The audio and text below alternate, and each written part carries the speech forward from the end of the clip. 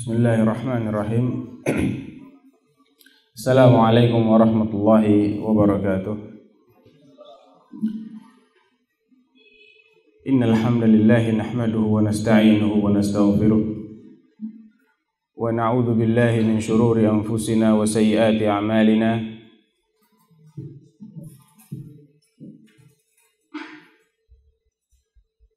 Man yahdihillahu fala mudilla lahu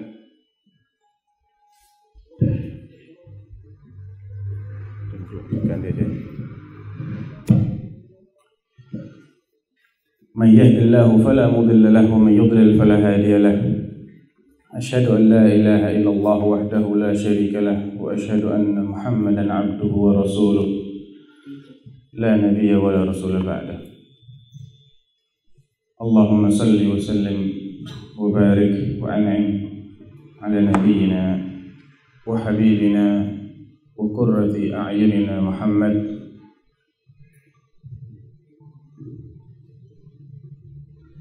wa ala alihi wa sahbihi ajma'in.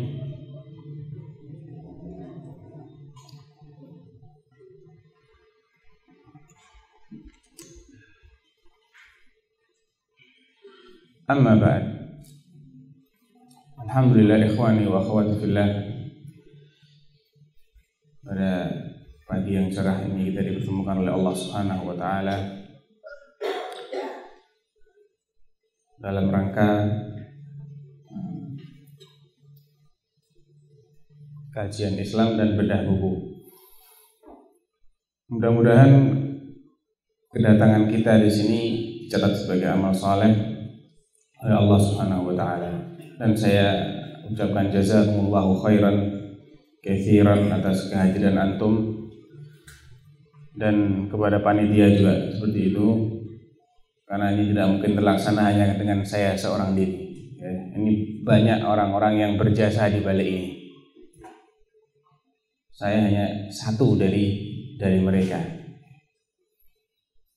Kalaupun ada panitia tapi antum gak hadir, ya gak jadi juga kajiannya. Nah, tadi disebutkan bahwa saya akan mensyarah sebetulnya kitab ini bukan matan. Ya. Kalau matan memang pantas untuk disyarah. Ini bukan suatu matan ilmiah yang bisa dijadikan materi kajian kemudian disyarah dipanjang lebarkan. Ini cuma kumpulan kisah. Ya. Dan ini juga baru pertama kali secara resmi buku ini dibedah oleh penulisnya atau dengan mengundang penulisnya. Mungkin ada orang lain yang pernah membedah, tapi kalau saya pribadi sebagai penulis disuruh bedah ya baru sekarang ini. Makanya saya agak heran, apa pantas toh dibedah ini bukunya. Tapi karena panitia mengatakan iya Ustaz pantas, ya sudahlah, enggak apa-apa. Jadi menurut saya pribadi ini buku ringan. Cuman isinya apa? Biografi gitu. Saya bercerita tentang Ummu Sulaim, Asma binti Abu Bakar As-Siddiq, Ummu Salamah dan lain-lain. Mau disyarah bagaimana? Mau dijabarkan seperti apa? Paling hanya bisa menganalisa. Itu yang bisa dilakukan terkait dengan buku-buku yang sifatnya cerita atau kisah. Kalau matan fikih, nah enak disyarah. 1,5 jam bicara juga mungkin kurang. Tapi kalau buku kayak gini 1,5 jam kelamaan. Buat dijadikan syarah terlalu lama. Jadi insya Allah ya seperti layaknya bedah buku lah. Bedah buku itu kan intinya membedah isi buku ini apa, tujuan penulisnya apa, sasarannya kepada siapa, artinya siapa yang dituju, siapa yang diharapkan membaca buku ini, ya. Kemudian kontennya atau isinya secara global apa, kemudian otoritas si penulis, apakah dia ini memiliki wewenang atau otoritas untuk menulis di bidang ini, apakah tidak. Kemudian juga nilai ilmiahnya seberapa, cukup ilmiah alias non fiksi umpamanya, ataukah fiksi, ataukah setengah-setengah, ya. Kemudian apa kelebihannya, apa kekurangannya, dan kalau boleh saya tambahkan ya kesimpulan umum lah. Jadi insya Allah itu yang akan jadi pembahasan kita tentang tujuan penulisan buku ini. Kenapa kok ditulis ini buku? Ada dua tujuannya. Yang pertama tentunya adalah memberikan sosok atau figur yang bisa menjadi teladan kaum muslimin, terutama ibu-ibu, ya. Karena memiliki idola, memiliki figur, memiliki sosok yang bisa atau harus atau pantas diteladani, ini penting sekali. Dan kita hari ini, bahkan sejak beberapa waktu lamanya ini mengalami krisis idola. Bukan cuma krisis moneter, tapi juga krisis siapa yang layak menjadi idola kita, siapa yang pantas menjadi teladan kita. Oleh karena itu, kalau antum saksikan banyak di antara kaum muslimin ini yang mengidolakan non muslim. Kalau diadakan sensus umpamanya ya, siapa dari generasi muda Islam ini yang mengidolakan generasi salaf, dibandingkan dengan siapa di antara mereka yang mengidolakan artis atau pemain bola, kira-kira banyak mana hasilnya? Banyak mana? Banyak pemain bola. Lihat aja yang nonton pemain Piala Dunia itu berapa juta. Dan siapa yang nyimak Rojak TV umpamanya, nggak bisa dibandingkan. Siapa yang berapa puluh ribu yang menghadiri pertandingan antara PSSI dengan anggaplah Persija atau Asyabab, penuh itu stadion. Padahal cuman main-main, iya kan? Jadi subhanallah, zaman kita ini serba terbalik. Yang serius dibikin main-main, yang permainan dijadikan serius, luar biasa. Kalau perlu berantem gara-gara permainan. Mereka itu semua julukannya pemain, laib bahasa Arabnya. Tapi disikapi secara serius sampai seperti itu. Sungguh aneh dan ajaib. Tapi yang mestinya kita seriusi dianggap main-main. Krisis idola nih kita. Dan yang paling parah itu kalau sudah kaum wanitanya rusak.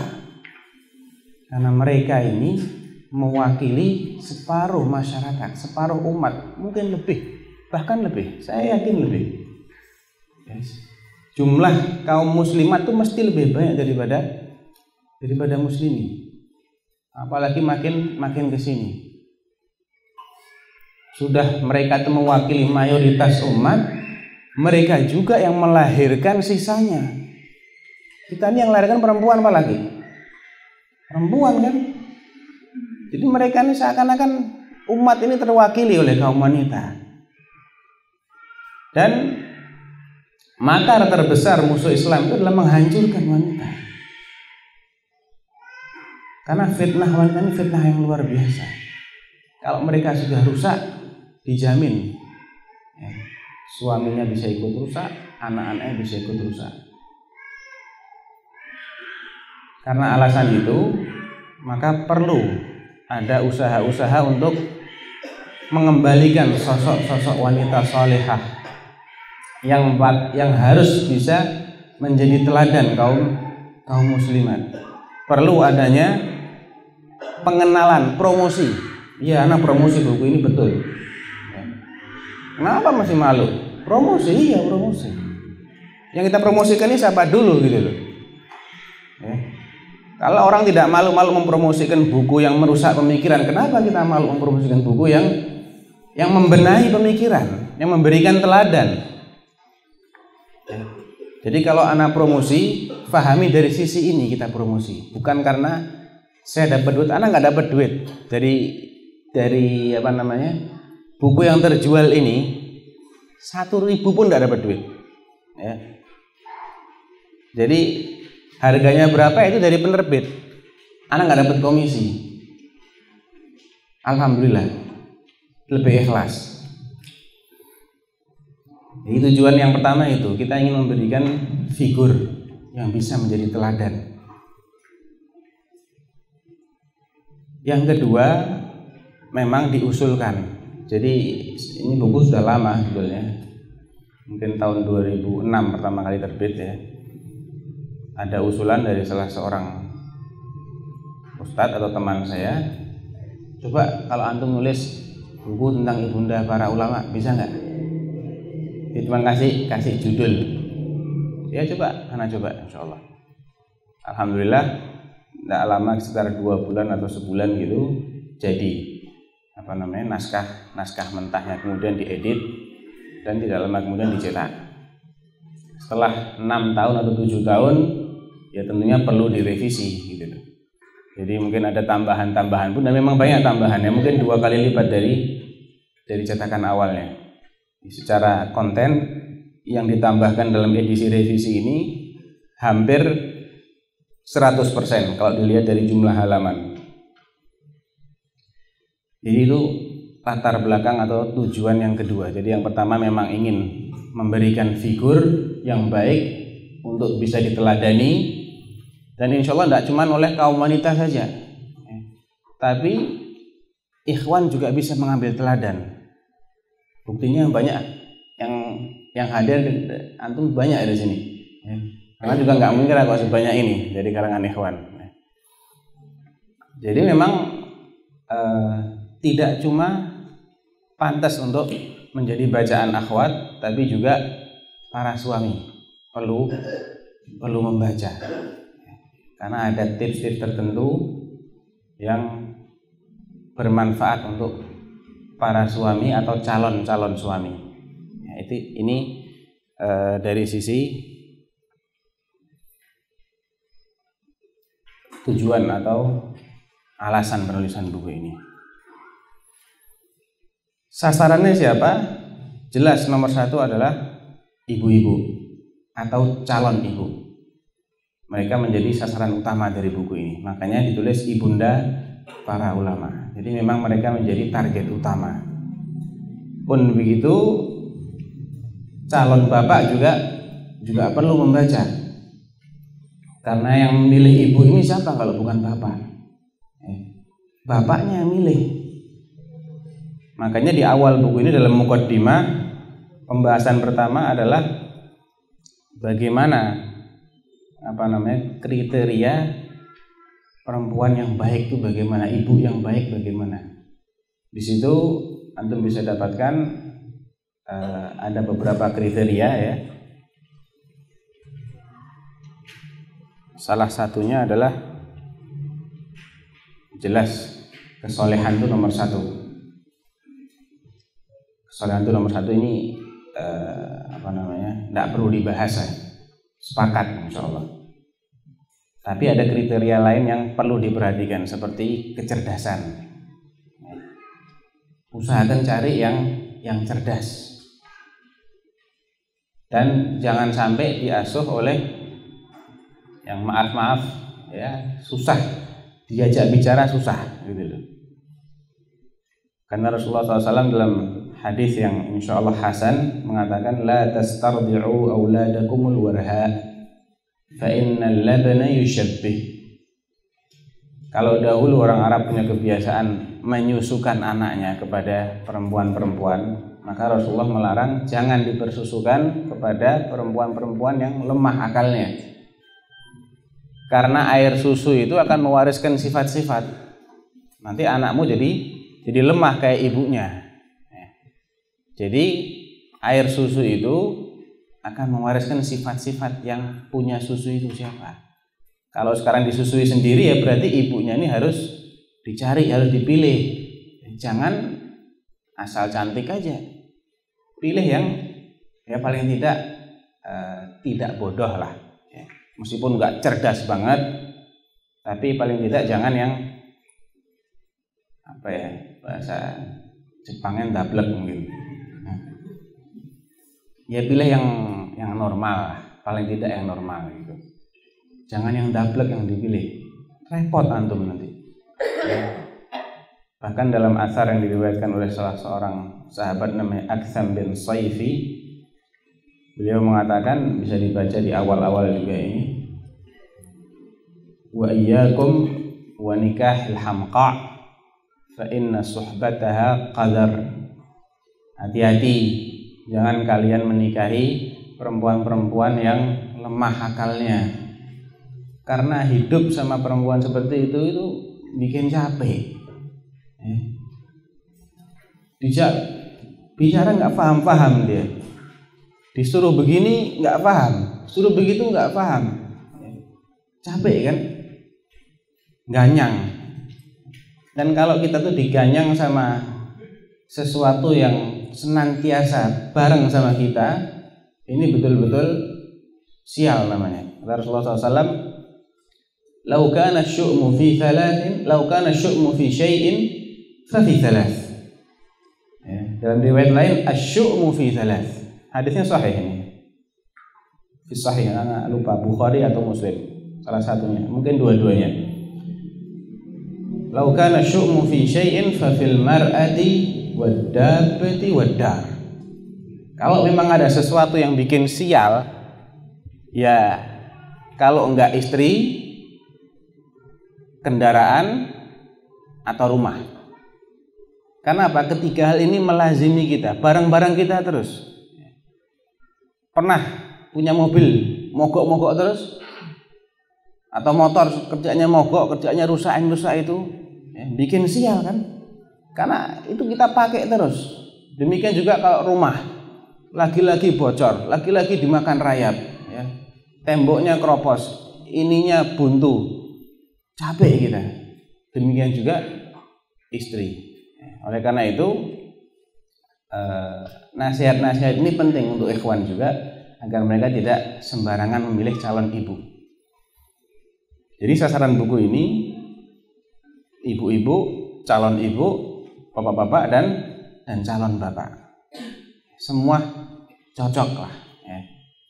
Bahkan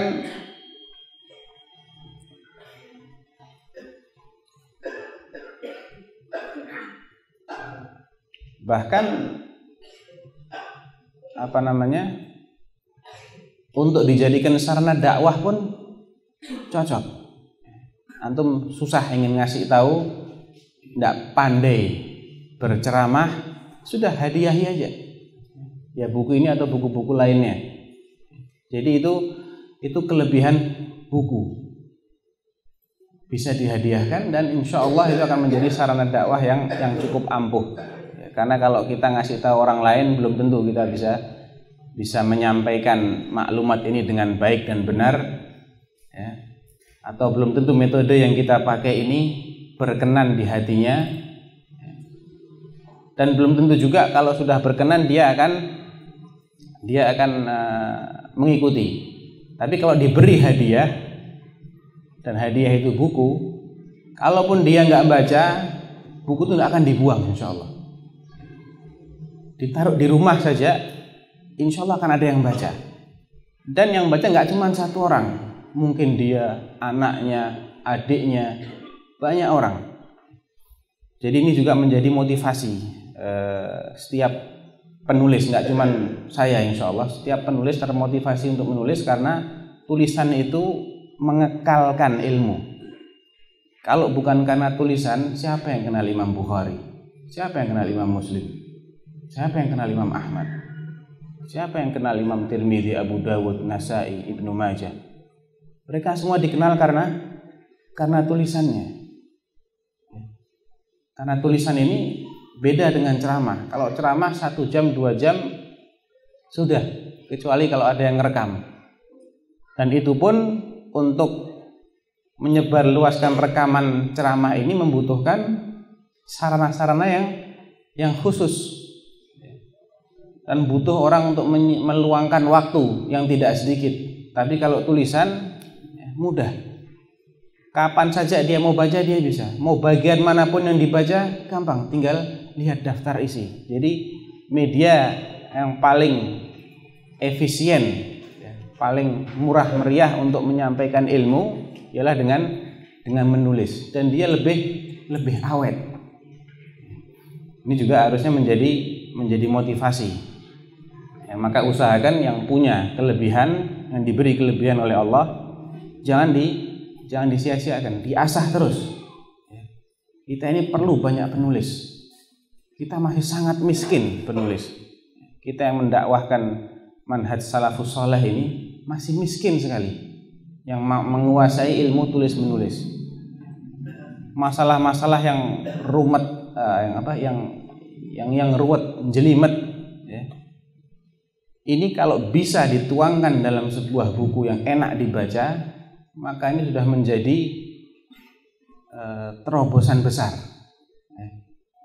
Tapi sayangnya masih sangat sedikit yang mampu melakukan seperti itu. Masih sangat sedikit. Dan alhamdulillah ini ada kabar baik. Kita di Universitas Islam Madinah, ya, sejak beberapa tahun yang lalu sudah membuat semacam forum.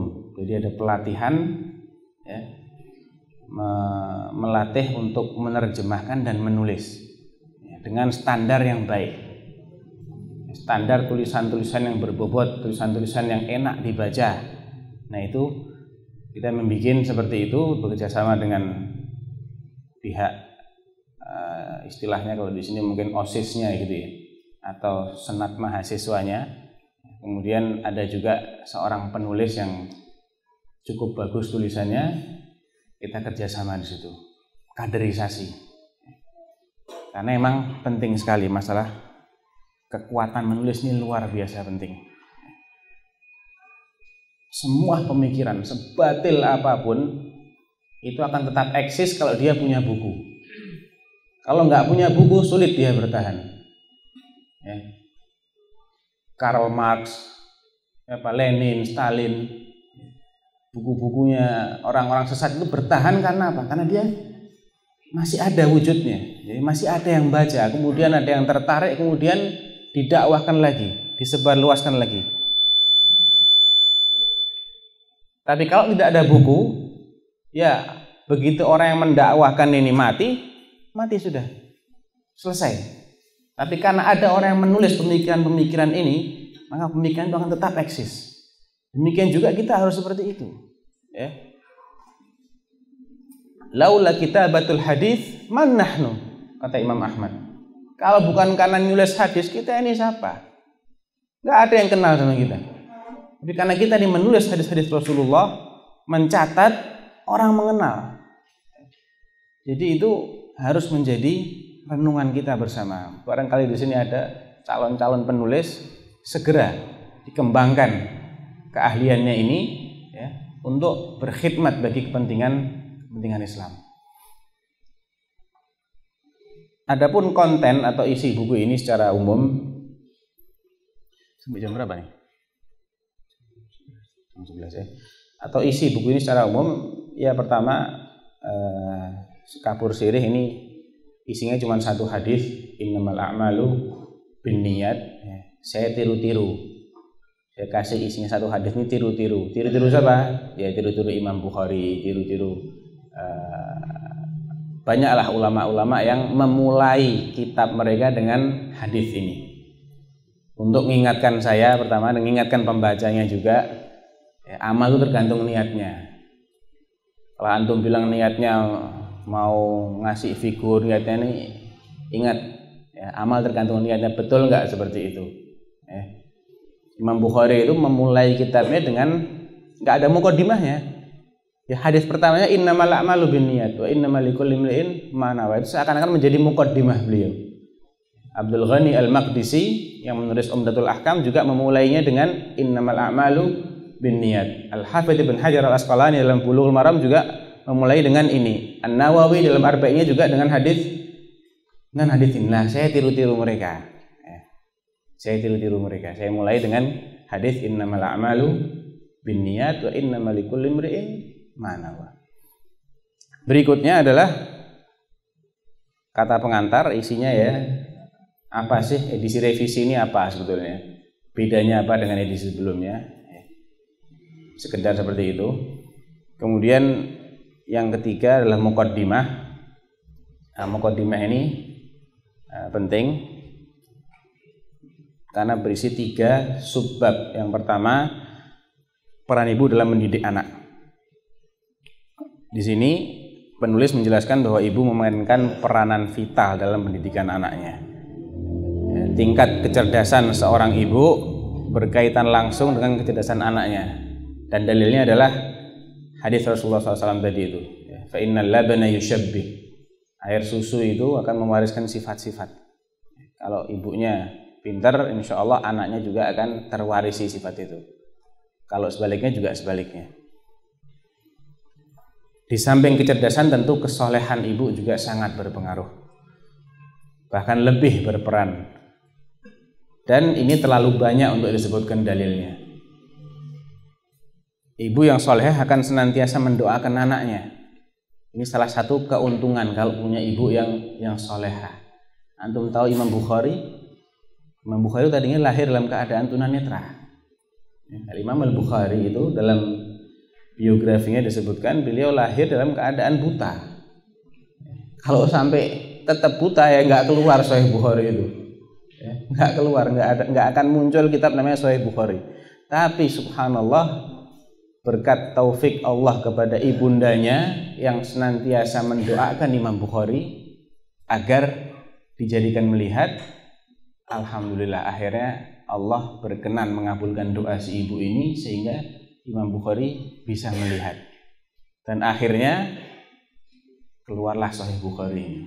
Jadi ini ibunya luar biasa. Kalau antum mau bilang jazakallah khairan ya Bukhari, antum harus juga bilang jazakillahu khairan ya ummah Bukhari. Kalau nggak karena ibunya nggak keluar tuh Sahih Bukhari. Jadi dibalik keagungan sosok Imam Bukhari itu jangan dilupakan jasa si ibu ini. Itu faedahnya kalau punya ibu yang salihah. Kalau ibunya nggak salihah, ya dia nggak akan rajin mendoakan anaknya, mungkin nggak akan peduli sama anaknya. Ya.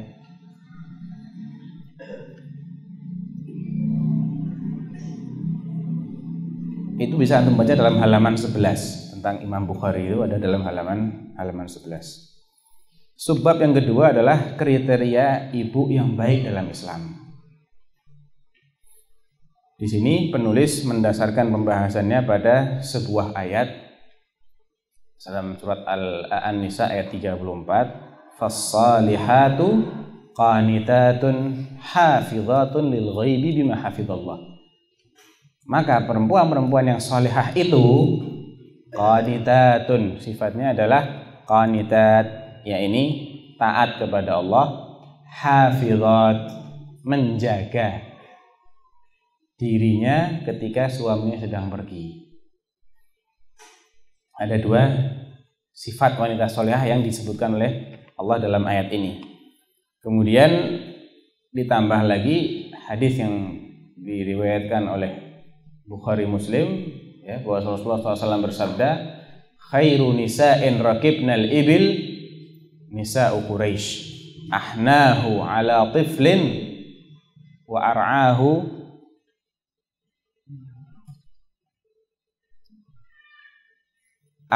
ala tiflin wa ar'ahu fi zaujin fi dhati yad wa ar'ahu li zaujin fi dhati yadihi. Sebaik-baik perempuan yang naik onta, maksudnya perempuan Arab, karena onta itu tunggangannya orang Arab. Artinya ini Rasulullah mengatakan sebaik-baik perempuan Arab adalah perempuan Quraisy. Mengapa kok menjadi perempuan Arab paling baik? Yang penting adalah karakter mereka. Kalau karakter ini ada, maka perempuan manapun akan mendapatkan julukan yang sama. Ahnahu ala tiflin. Dia ini paling sayang sama anak, paling besar kasih sayangnya kepada anak.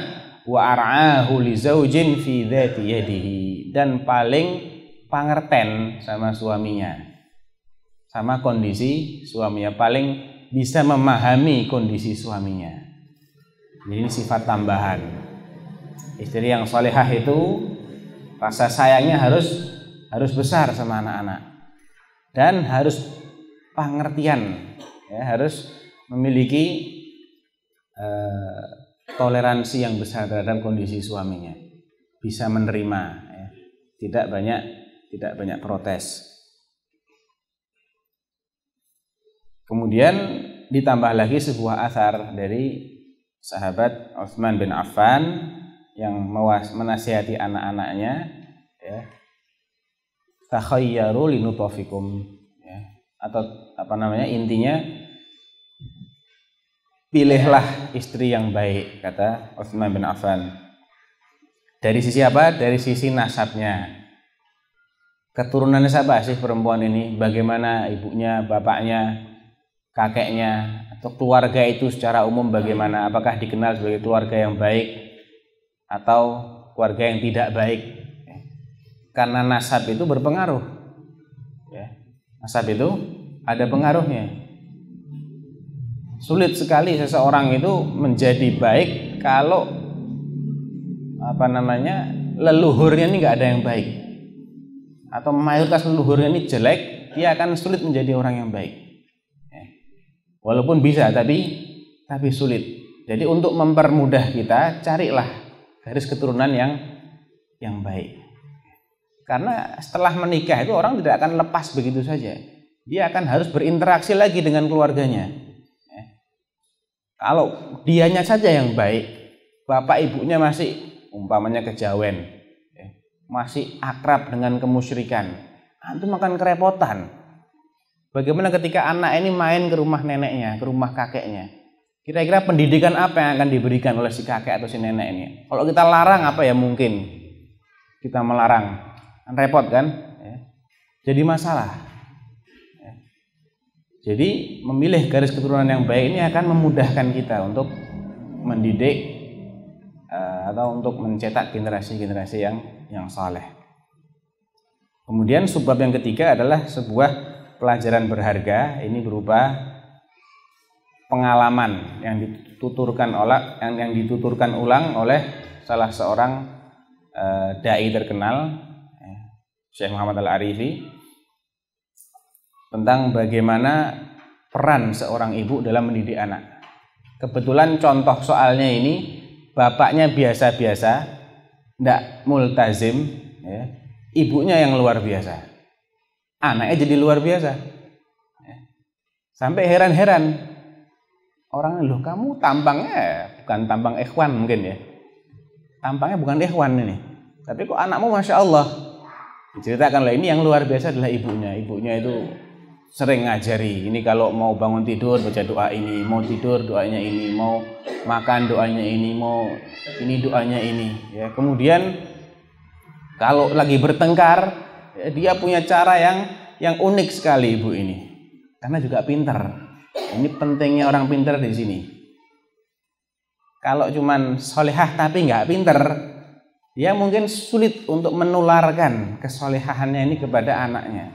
Karena pintar, cerdas, dia pintar juga mendidik anaknya. Bagaimana mendidik anak yang umpamanya kurang ajar, dikasih dengan cara-cara yang pas sehingga dia berubah menjadi baik. Antum bisa baca sendiri nanti di halaman 17 sampai 21.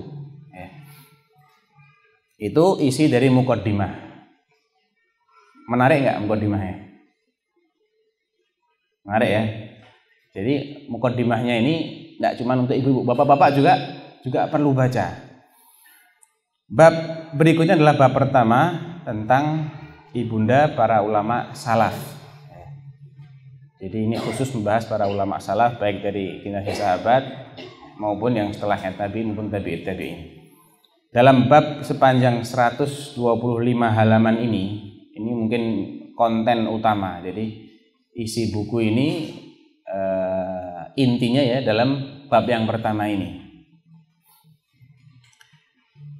Penulis menyuguhkan 7 biografi wanita salaf, yaitu Ummu Sulaim binti Milhan Al-Ansariyah, alias ibundanya sahabat. Ibundanya siapa? Khalid bin Walid. Ibundanya Anas bin Malik radhiyallahu anhu. Kemudian Asma binti Abu Bakar As-Siddiq. Ibunya siapa? ibunya Urwah bin Zubair, Abdullah bin Zubair. Urwah bin Zubair ini salah seorang yang termasuk al-fuqaha us-sab'ah, 7 fuqaha kota Madinah. Ada 7 orang di kota Madinah di zaman itu yang dianggap sebagai orang alim di Madinah lah. Salah satunya adalah Urwah ibn Zubair. Beliau ini kebetulan tergolong tabi'in. Karena apa? Tidak berjumpa dengan Rasulullah SAW. Kalau saudaranya Abdullah bin Zubair tergolong sahabi, karena berjumpa dengan Rasulullah SAW.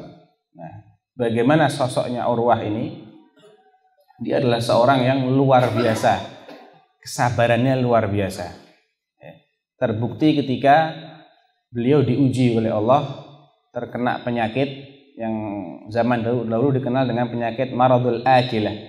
Maradul akilah ini saya coba cari-cari apa sih terjemahannya. Mungkin jadi seperti semacam bakteri yang memakan daging. Makanya dibilang al-akilah. Dia memakan, menggerogoti. Itu satu-satunya cara untuk menghentikan ya dengan diamputasi bagian yang terkena penyakit itu. Ketika itu adalah kakinya yang terkena. Kakinya Urwah ini sudah terkena penyakit ini.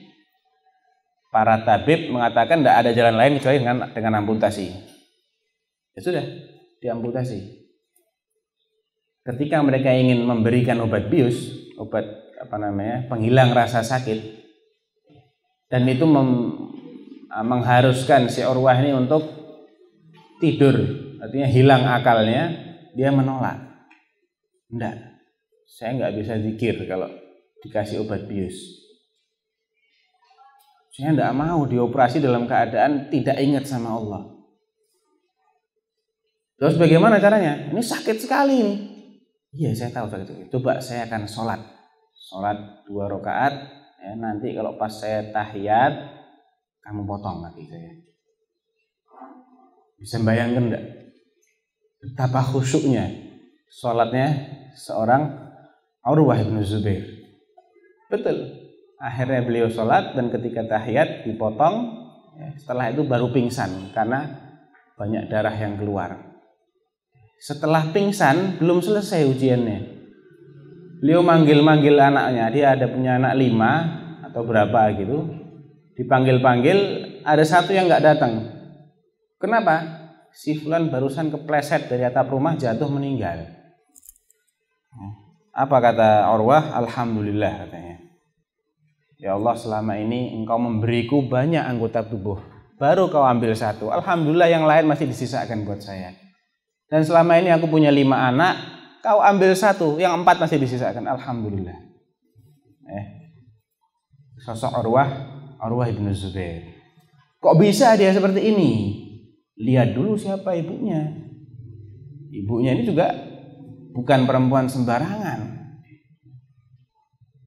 Ini adalah Asma binti Abi Bakar As-Siddiq yang dijuluki apa julukannya? Ini antum salafi bukan? Kok nggak kenal gitu piye tuh? Julukannya apa? Ya, pemilik 2 ikat pinggang. Harus tahu ya, malu kalau nggak tahu. Nggak kenal sama salaf kita ya jangan ngaku salafi. Salafi itu apa artinya salafi? Ngikuti salaf, gitu loh. Wong kenal aja enggak kok mau ngikuti bagaimana? Kalau kita masih kenal misalnya nama presiden kita, ya, nama menteri-menteri kita tahu, masa nggak tahu dengan nama sahabiah yang demikian hebat perjuangannya ini? Dia lebih berhak untuk kita kenal daripada siapapun di dunia ini. Setelah Rasulullah SAW, mereka itu yang paling pantas untuk kita kaji, untuk kita korek-korek biografinya adalah para salaf ini. Ya. Jangan sampai tidak kenal, malu kalau nggak kenal. Ya. Malu terhadap diri kita sendiri. Dan malu kok sampai kita ini mengaku salafi tapi tidak kenal dengan salafus saleh. Asma ini dijuluki Dzatu an-Nitaqain. Apa sih kok bisa dapat julukan seperti itu? Bagaimana ceritanya? Ya, ceritanya adalah ketika hijrah, ya, Asma ini bertugas sebagai cateringnya Rasulullah dan Abu Bakar As-Siddiq, karena keduanya sempat nginep di hotel.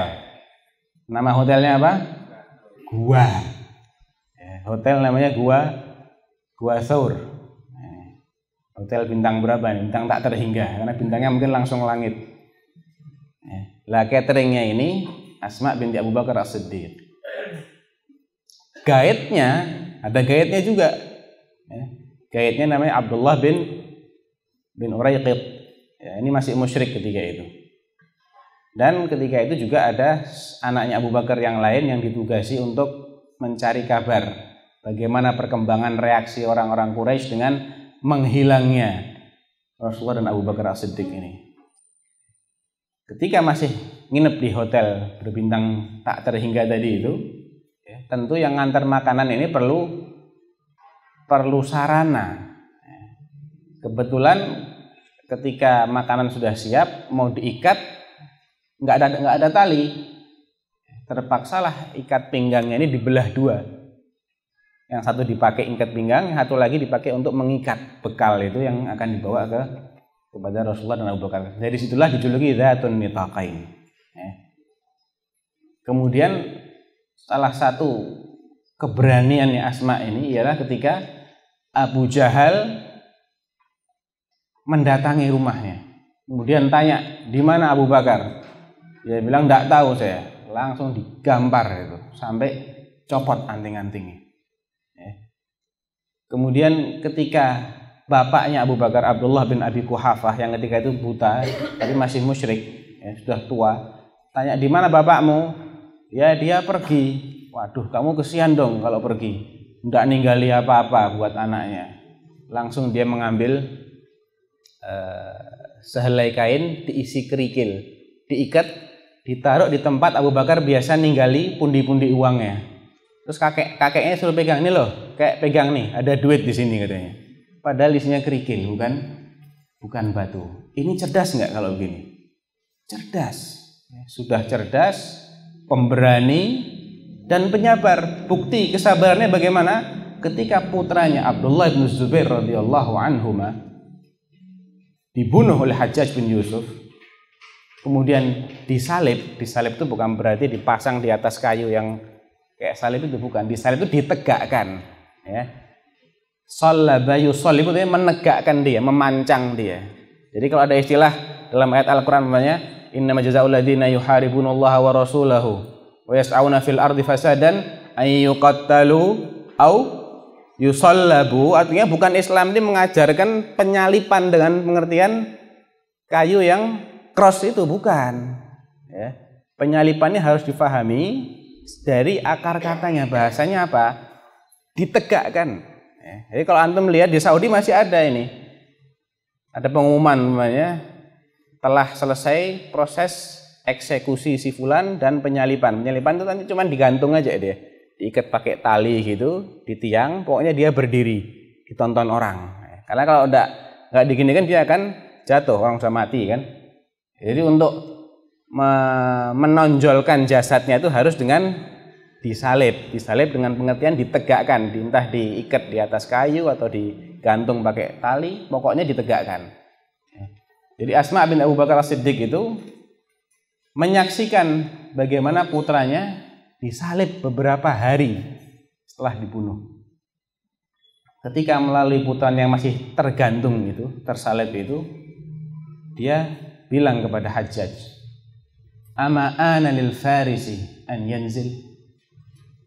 Belum tibakah saatnya bagi si Faris. Faris itu jagoan artinya, penunggang kuda ini untuk turun, artinya untuk dikebumikan gitu loh. Kemudian dia dicaci maki oleh Hajjaj. Ini adalah orang pengkhianat, orang gini. Dibantah sama Asma. Justru dia itu karena qawaman, sawwaman, baran biwalidayhi. Bahkan dia itu orang yang ahli sholat, ahli puasa, dan berbakti kepada orang tua.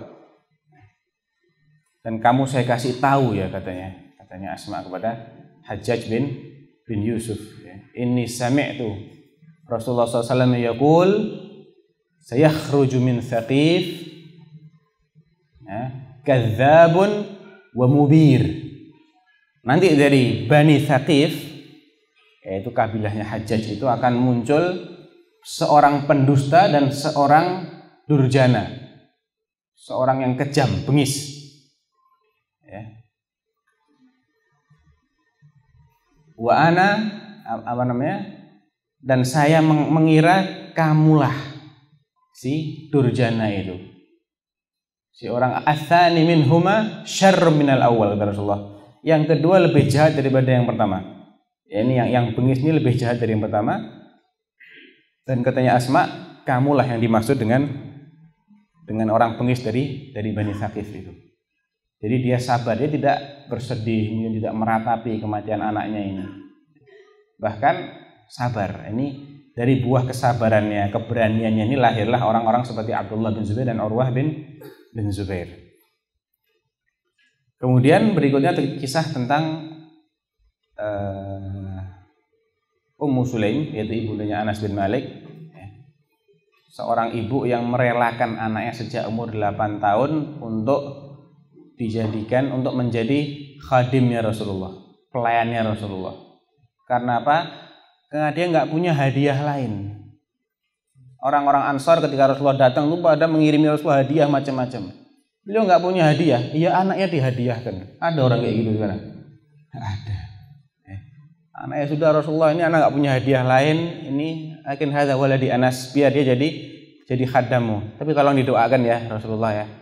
Doakan sama Rasulullah. Allahumma aktsir malahu wa waladahu.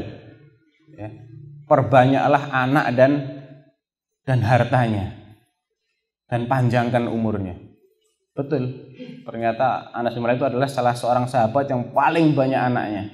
Sampai di zamannya Hajjaj saja, Hajjaj belum mati, ya. Artinya Hajjaj itu meninggalnya tahun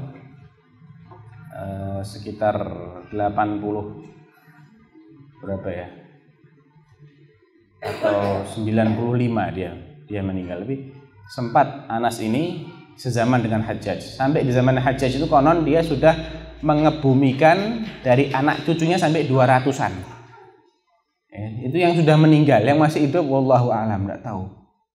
Anak cucunya banyak sekali dan hartanya juga luar biasa. Dia punya kebun kurma yang panennya setahun 2 kali.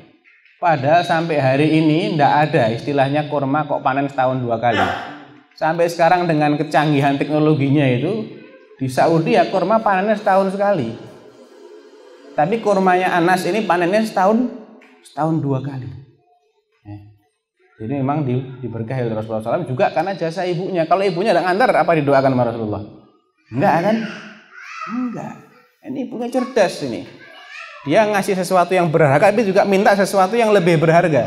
Minta doanya Rasulullah SAW. Dan dia menyerahkan anak ini untuk belajar kepada manusia terbaik ketika itu. Tidak rugi. Makanya cari istri yang pintar, jangan cari yang itu sosok Ummu Sulaim. Dan dia juga pemberani ya. Bahkan ketika perang Hunain itu kelihatan dia keluar bawa sebilah pisau. Rasulullah tanya, kenapa kok kamu keluar bawa sebilah pisau? Ya saya pegel sama orang-orang musyrik ini. Mereka kalau giliran bukan orang musyrik, artinya orang-orang ya dia dia kecewa dengan sikapnya sebagian pasukan yang baru masuk Islam ketika. Jadi masuk Islam ketika Fathu Makkah, perang pertama yang mereka hadiri itu mereka belum bisa bersikap sebagaimana mestinya. Ketika diserbu mendadak justru lari kocar kacir, sehingga terpaksa Rasulullah ditinggalkan oleh banyak pasukannya. Melihat sikap mereka ini, Ummu Sulaim berang dia, sehingga dia keluar bawa pisau. Kenapa? Saya akan robek perutnya orang musyrik kalau berani dekati saya. Saya akan bela diri saya sendiri. Harus ketawa Rasulullah melihat keberaniannya Ummu Sulaim. Demikian juga ketabahannya Ummu Sulaim juga luar biasa. Ketika beliau menikah dengan Abu Talha, kemudian dikaruniai anak laki-laki, dan masih lucu-lucunya anak ini. Abu Thalhah pas pergi, anaknya sakit meninggal. Ummu Sulaim nggak bilang kepada suaminya kalau anak kesayanganmu ini sudah meninggal, tapi anaknya dimandii, kemudian ditidurkan di kasur, ditutupi. Begitu suaminya datang, disambut dulu. Dia mandi, pakai wangi-wangian, dandan, ya. Kemudian dilayani suaminya. Sudah puas, ya, ini juga pinternya Ummu Sulaim. Kalau istri kita sekarang mungkin begitu datang sudah merengut. Kenapa? Lah, anaknya mati. Ini gara-gara kamu tinggal nih, nggak ada yang ngantar ke dokter, Mbak, dan seterusnya. Ya. Tapi beliau enggak, beliau adalah sosok yang tabah. Kemudian diajak dialog dulu. Ditanya, mana si fulan? Oh, khair. Baik-baik saja, dia lagi tidur kok, katanya. Oh ya, ya sudah. Kemudian diajak dialog. Ini apa namanya? Ada si fulanah itu, dia itu minjemi gelang kepada temannya. Nah, ketika gelangnya ini mau diminta, dia nggak mau nyerahkan, dia berat hati. Betul nggak itu? Oh enggak dong, salah dong. Namanya barang pinjaman kok. Jadi tarik kapan saja dia harus relakan. Ya kalau begitu anak kita kan juga pinjaman dari Allah gitu. Nah sekarang ditarik sama Allah, anakmu sudah meninggal katanya. Nah setelah itu besok paginya Rasulullah SAW, mereka menghadap kepada Rasulullah SAW menceritakan kejadian itu. Apa kata Rasulullah? Ya Allah, berkahilah mereka berdua ini dalam hubungan yang terjadi. Ya. Dan berkahilah keturunan mereka. Subhanallah, kata Anas bin Malik, anak yang lahir dari hubungan malam itu dan akhirnya punya cucu-cucu semuanya hafazatul Quran, hafal Al-Quran. Ini juga karena kesolehan sang ibu dan ketabahan dia dan kecerdasan dia. Jadi bisa melunakkan hatinya suami ini dengan memberi pengertian yang sangat logis. Dan ini diwarisi oleh Anas bin Malik radhiyallahu anhu. Ini penyabarnya luar biasa. Dimaki-maki sama Hajjaj bin Yusuf, ya, dihina luar biasa, beliau sabar. Pernah suatu ketika disebutkan Hajjaj bin Yusuf ini memanggil Anas untuk menghadap. Ketika sudah menghadap, ditonjok lehernya. Di hadapan pasukannya dia bilang, "Ata'rifuna hadza? Kalian kenal siapa orang ini?" "Hadza Anas bin Malik." Ini orang yang sekali waktu berada di pihaknya Ali, sekali waktu di pihaknya Ibnu Zubair, di waktu lain pihaknya Ibnu Al-Ash'ath. Ketiga orang yang disebut ini adalah lawan politiknya Bani Umayyah. Kita tahu Ali bin Abi Thalib radhiyallahu anhu itu sempat bersitegang dengan sahabat Muawiyah. Muawiyah dari Bani Umayyah. Ya. Dan Hajjaj ini adalah tangan kanannya Bani Umayyah. Jadi loyalnya sama Bani Umayyah luar biasa. Ini loyal yang batil tentunya ya, bukan yang hak. Kemudian sempat juga bersitegang dengan Ibnu Zubair. Bahkan dia sendiri yang turun membunuh Ibnu Zubair ya, dalam kisah tadi itu. Anas dituduh sekali waktu berpihak kepada Ali, di waktu lain berpihak kepada Ibnu Zubair, dan terakhir kali musuh terbesar yang dihadapi Hajjaj itu namanya Ibnu Al-Ash'ath, Abdurrahman Ibnu Al-Ash'ath. Dia dibaiat oleh sejumlah fuqaha Irak untuk mencopot Hajjaj, memberontak, sudah nggak tahan dengan kezaliman dan kepengisannya Hajjaj. Selain mencopot Hajjaj, yang salah besarnya lagi adalah mereka juga ingin mencopot yang ngangkat Hajjaj, yaitu Abdul Malik bin Marwan, khalifah ketika itu. Sehingga terjadilah fitnah yang demikian besar, ya, yang korban tewasnya itu sampai 130.000 jiwa. Ya.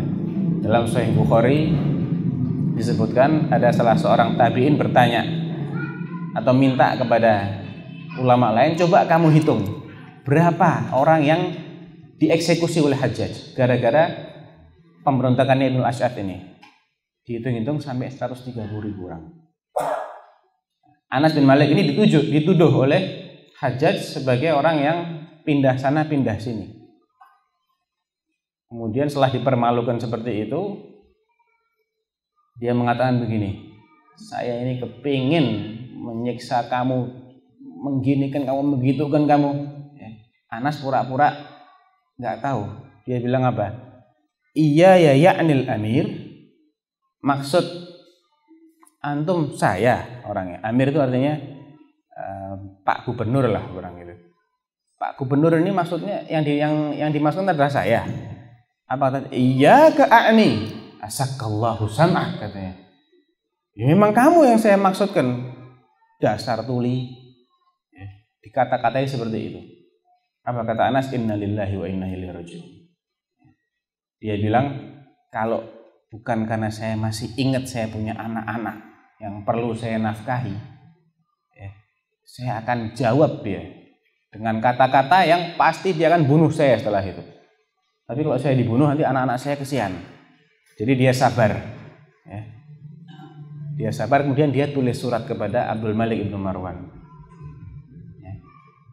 Ini juga pinternya Anas di sini, sabar dan pintar dia. Dia tahu Hajjaj ini adalah orang yang tunduk luar biasa kepada yang ngangkat dia, Abdul Malik bin Marwan. Dan Abdul Malik bin Marwan ini adalah orang yang berilmu sebetulnya. Bahkan dia dulu sebelum menjadi khalifah disejajarkan ilmunya dengan tokoh-tokoh ulama, dengan Ibnu Zubair, dengan Urwah, dengan kibar tabi'in. Dia surati, dia katakan di situ, ila Abdul Malik ibni Marwan min Anas ibni Malik. Subhanallah. Disebut dulu nama sang khalifah, baru namanya dia.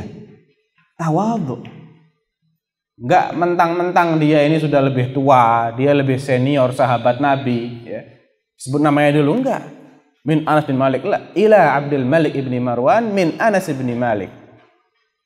Ketahuilah, ya, andainya orang-orang Yahudi itu bertemu dengan sahabat-sahabatnya Musa, maka mereka akan memuliakan, akan menghormati sahabat-sahabat Nabi Musa alaihissalam. Kalau orang Nasara ketemu dengan sahabat-sahabatnya Nabi Isa alaihissalam, mereka akan memuliakan. Wa ana khadimu Rasulullah. Saya ini pembantunya Rasulullah. 8 tahun. Dalam riwayat lain 10 tahun saya jadi pembantunya Rasulullah. Dan Hajjaj bin Yusuf, anak buahmu itu mengatakan saya kurang ajar, begini-begini, memfitnah saya. Tolong, ya, bela hak saya. Sekian. Langsung keluar itu balasannya Abdul Malik bin Marwan, ya, dengan kata-kata yang sangat pedas, dimaki-maki ini Hajjaj. Ya, kamu lupa toh, kamu tuh siapa, dulunya dari mana, asal usulnya apa, lupa kamu. Bapakmu tuh kuli, ya, tukang angkat batu. Kalau enggak karena saya, kamu enggak akan jadi gubernur. Kamu berani mengatakan seperti itu, ya, nanti kalau surat ini sampai, jadilah kamu tuh orang yang lebih rendah daripada sandalnya Anas bin Malik. Dibilang seperti itu. Ngewel. Hajjaj dengar suratnya Abdul Malik itu ngewel dia. Kata yang bawa surat ini, ya, sampaikan ini surat ini tembusannya 2. Satu kepada Hajjaj, satu lagi kepada Anas. Ya. Isinya sama seperti itu. Orang ini datang kepada Hajjaj. Jadi perintahnya Hajjaj suruh mendatangi Anas, suruh ndelosor-ndelosor sampai seperti lebih rendah dari sandalnya. Perintahnya seperti itu. Sama yang bawa surat ini setelah ditunjukkan kepada Hajjaj, gemetar dia. Terus bagaimana saya? Sudah, tunggu dulu sini. Saya punya ide. Saya tak melobi Anas bin Malik. Dia pergi kepada Anas. Wahai Anas, ini suratnya khalifah seperti ini, gini.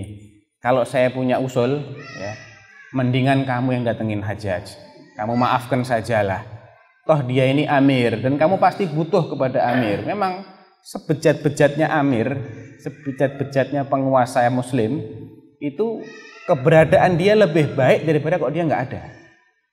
Itu sudah jadi aksioma dan sekarang terbukti betul. Ya, antum perhatikan negara-negara yang lagi kekosongan kekuasaan ini, betapa kacau balaunya. Ya.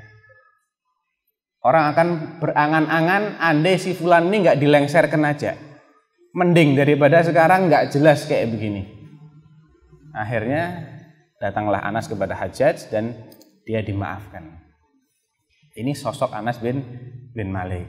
Dan itu diwarisi dari dari ibunya yang luar biasa. Nah, kisah-kisah yang lainnya antum bisa baca sendirilah. Nanti kalau tak jelaskan akhirnya sama dengan baca buku, ndak enak. Antum baca sendirilah ya yang lain. Kemudian ada subbab, setelah bab pertama itu ada subbab yang judulnya wasiat para ibunda kepada putranya. Ini belum ada dalam edisi-edisi sebelumnya. Jadi yang sudah punya edisi yang lalu, kalau nggak beli ya nggak tahu. Ini khusus dalam edisi revisi adanya. Isinya adalah tentang ibunda Imam Sufyan Ats-Tsauri, ibunda Imam Malik, ibunda Imam Ali bin Al-Madini, dan ada dua lagi ulama yang mungkin namanya jarang kita dengar. Yang terkenal yang tiga saya sebutkan tadi ini, Sufyan Ats-Tsauri, Imam Malik bin Anas, dan Ali bin Al-Madini. Semuanya min ahlil hadis.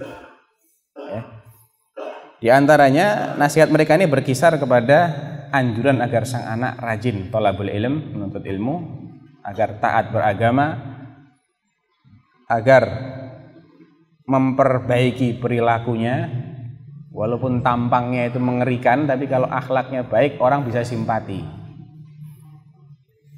Walaupun tampangnya ini buruk, ya, tapi kalau dia berilmu orang akan datang kepada dia karena ilmunya. Kemudian juga agar mengamalkan ilmu itu, dan ini adalah nasihat yang luar biasa dari ibunda Sufyan Ats-Tsauri. Dia mengatakan, ya bni utlubul ilma wa ana akfika bimighzali.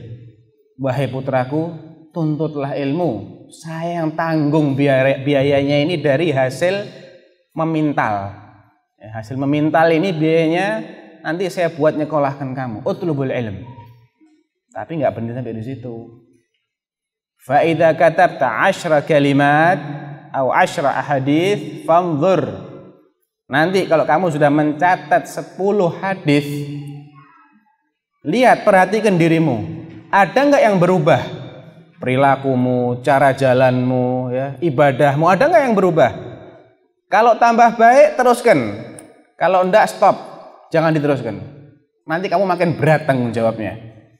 Kata ibunda Imam Sufyan Ats-Tsauri. Dan diingat-ingat terus sampai dia dewasa, diingat-ingat ini wasiat sang ibu. Antum bisa baca sendiri nanti di subbab itu, karena nggak tak tulis di halaman berapa di sini. Demikian juga ibunda Imam Malik dan ibunda Imam Ali bin Al-Madini. Ibundanya Ali bin Al-Madini ini sempat ditinggal bertahun-tahun oleh putranya untuk merantau mencari ilmu. Sampai saking lamanya orang-orang pada memprovokasi sang ibu ini, sudahlah, kamu surati anakmu itu suruh balik ke sini. Terlalu lama dia, ya, meninggalkan kamu. Ketika Imam Ali bin Al-Madini ini kembali, ibunya bilang apa? Dia bilang, saya tahu siapa teman-temanmu yang baik dan siapa teman-temanmu yang tidak baik. Loh, dari mana bu kok tahu? Si fulan itu orang baik. Karena tiap kali mereka kesini mereka bilang, ibu sabar, anakmu ini lagi thalabul ilm. Nanti kalau dia pulang dia akan menjadi alim besar. Kamu akan bangga. Tapi si fulan ini temanmu yang jelek. Karena apa? Dia bilang, surati dia suruh pulang cepat. Ini orang tidak baik ini katanya. Dan ternyata memang menjadi satu-satunya alim yang menurut Imam Bukhari lebih alim dari dirinya. Imam Bukhari mengatakan, mastasghartu nafsi inda ahadin illa inda Ali bin Al-Madini. Aku tidak pernah merasa diriku ini lebih rendah atau atau junior di hadapan siapapun kecuali kalau berhadapan dengan Imam Ali bin Al-Madini. Memang dia ini senior. Ini menunjukkan kalau Imam Bukhari itu kayak begitu. Lah, antum bayangkan ini gurunya ini. Ya, lebih lagi ilmunya dari Imam Bukhari. Cuman karena beliau tidak menyusun kitab seperti Sahih Bukhari, jadi kita mungkin jarang dengar. Makanya ini bedanya alim yang menulis dengan alim yang jarang menulis. Dia akan lebih tersebar ilmunya. Kemudian setelah itu bab kedua, ya, isinya adalah ibunda para ulama masa kini yang kontemporer. Ini juga baru ada di edisi revisi. Dalam edisi yang lama nggak ada. Dan antum akan mendapatkan sosok yang insya Allah lebih mudah untuk ditiru. Ya, karena kontemporer, satu zaman dengan kita. Ya. Jadi ibu-ibu juga akan lebih mudah untuk mencari figur yang dekat dengan zamannya. Karena semua yang disebutkan dalam bab ini semuanya hidup pada abad 20, bahkan masih ada yang hidup sampai sekarang. Satu di antaranya masih hidup sampai sekarang. Dari 5 kalau nggak salah ini, yang 4 sudah meninggal, yang 1 masih hidup, dan yang 1 ini luar biasa juga, ya, dan masih muda. Beliau adalah ibunda, atau mereka adalah ibunda Syekh Abdullah Al-Qar'awi. Pernah dengar? Enggak ya? Nanti antum bisa tahu betapa hebat sepak terjangnya Syekh Abdullah Al-Qar'awi ini. Kemudian ibunda Syekh Ibnu Baz, insya Allah pernah dengar semua, Syekh bin Baz. Ibundanya Syekh Muhammad Al-Amin Asy-Syinqiti, ya, penulis kitab tafsir Adwa'ul Bayan, ya. Yang kata Syekhuna Abdul Muhsin Al-Abbad, bapaknya Syekh Abdul Razak Al-Abbad yang suka datang ke Istiqlal itu, ini bapaknya. Bapaknya adalah muridnya Syekh Muhammad Al-Amin Asy-Syinqiti. Dia mengatakan, kalau saya baca kitab tafsirnya ini, Adwa'ul Bayan, saya jadi ingat dengan mufassir zaman salaf seperti Ibnu Katsir. Saking hebatnya dia. Hafalnya luar biasa. Enggak cuma Al-Qur'an yang dihafal, diwan-diwan syair dihafal. Diwan syair itu enggak mudah loh menghafalnya. Kumpulan syair itu dihafal sama dia. Untuk apa? Untuk menjadi landasan dalam membahas masalah-masalah lughawiyah.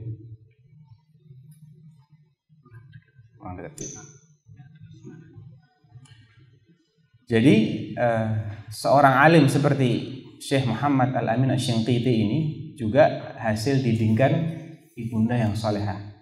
Antum bisa baca bagaimana. Adapun Syekh Abdullah Al-Qar'awi juga hebat, cuman dia jarang kita dengar namanya. Tapi kalau di Saudi sana, sepak terjangnya itu seperti Syekh Muhammad bin Abdul Wahab.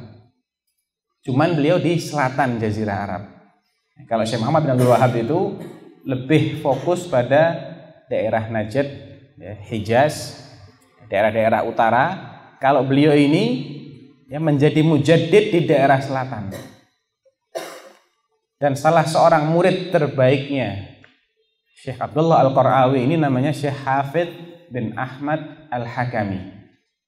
Ya, beliau ini meninggal dalam usia 35 tahun, tapi luar biasa ilmunya. Ya, luar biasa, produktif sekali. Terutama dalam membuat manzumah, membuat nazm. Ya, ilmu disarikan dalam bentuk bait-bait bersajak, kemudian dihafal menjadi matan. Ya, salah satu nazmnya yang terpanjang adalah yang namanya As-Subulus Sawiyah, ya, fi Sunanil Marwiyah, fi Fiqh Sunanil Marwiyah. Itu jumlahnya 2420 bait. Dari mana disusunnya? Dari kitab-kitab seperti Bulughul Maram, Nail Autar, ya. Kemudian kitab-kitab hadis yang lainnya itu sama beliau difahami, disarikan masalah demi masalahnya, dalil-dalilnya, kemudian dibikin syair. Antum bayangkan 2420. Jadi masalah-masalah fikih, sebagian khilafnya, dalil-dalil mereka itu disusun dalam bentuk syair. Indah sekali dan sangat mudah untuk dihafal. Ini kelebihan yang luar biasa yang Allah berikan kepada Syekh Hafidz bin Ahmad Al-Hakami. Dan ini adalah murid terbaiknya Syekh Abdullah Al-Qar'awi. Antum bayangkan gurunya kayak apa. Yang lebih hebat lagi, ibunya ini luar biasa. Antum bisa baca di halaman cukup panjang juga sebenarnya. Bisa antum baca dalam halaman, wah nggak anak tulis di sini. Ya, pokoknya Syekh Abdullah Al-Qar'awi bisa dilihat di daftar isi nanti. Beliau ini ibunya hafizah, ya, hafal Quran, rajin puasa 3 hari tiap bulan, plus 6 hari di bulan Syawal, plus 9 hari di awal bulan Dzulhijjah. Kemudian rajin qiyamul lail, hataman Qur'annya 2 kali dalam sebulan. Bukan 2 bulan sekali, tapi 2 kali dalam sebulan. Kemudian juga rajin hadir ke majelis taklim. Bahkan anaknya masih netek, masih nyusu, Syekh Abdullah masih dalam buayan itu dibawa hadir ke majelis taklim. Sudah dikenalkan dengan majelis taklim sejak masih dalam buayan. Walaupun dia ini seorang yang yatim, tapi ibunya memang luar biasa. Kemudian disekolahkan, dimasukkan ke TPA, atau istilahnya kutab, taman untuk belajar baca tulis. Sampai akhirnya hafal Al-Quran pada usia 13 tahun. Setelah itu disuruh menghadiri halakoh-halakoh ilmiah di Masjid Jami'. Kemudian selain seorang ibu yang luar biasa, dia juga ibu yang setia dengan mendiang suaminya. Karena suaminya ini meninggal dengan menanggung hutang yang banyak. Apa kata si ibu ini kepada putranya? Nak, kamu kerja sekarang. Kerja, berdaganglah. Hasilnya itu untuk menutup separuh hutang ayahmu, saya juga akan kerja menutup sisanya. Jadi anaknya dididik untuk mandiri. Jangan kamu minta-minta, nak, katanya. Jangan minta siapa-siapa. Kerja sendiri, tutuplah separuh hutang ayahmu. Padahal dia nggak pernah lihat namanya bapaknya, siapa nggak pernah lihat. Lahir sudah yatim. Tapi dia didik anaknya, walaupun kamu nggak pernah ketemu dengan bapakmu, dan walaupun bapakmu itu akhirnya harus mewariskan hutang, bukan mewariskan duit, mewariskan hutang, tetap itu dia punya jasa sama kamu. Kalau nggak ada bapakmu, nggak ada kamu, gitu loh. Jadi walaupun si anak ini nggak pernah ketemu sama bapak-bapaknya, mungkin belum sempat dinafkahi juga, bahkan dia yang harus kerja untuk nutup hutang bapaknya, tetap ini merupakan suatu kewajiban. Kalau nggak ada bapak, nggak ada anak. Ini juga hasil didikan sang ibu. Setelah itu beliau melepas anaknya untuk merantau sampai ke India. Ini merantau sampai ke India, Syekh Abdullah Qara'awi ini belajar hadisnya di India, dan India ketika itu merupakan markasnya ahlul hadis. Makanya kalau antum kenal ada Al-Mubarakfuri, itu semua nisbat ke kota-kota di India, Al-Azim Abadi, Ad-Dahlawi, itu kota-kota di India semua itu.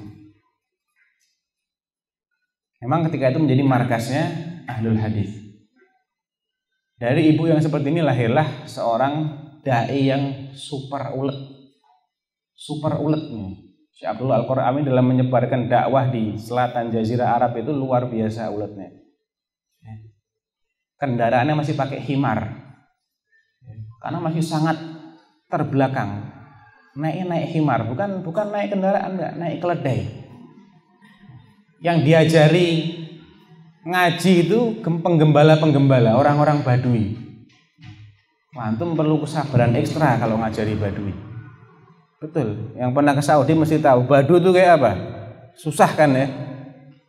Kalau orang kota itu gampang, perangainya lembut. Kalau Badui ini namanya juga Badui. Di zaman Nabi kan kencing di masjid itu Badui. Masuk masjid tahu-tahu kencing. Badui itu kayak begitu.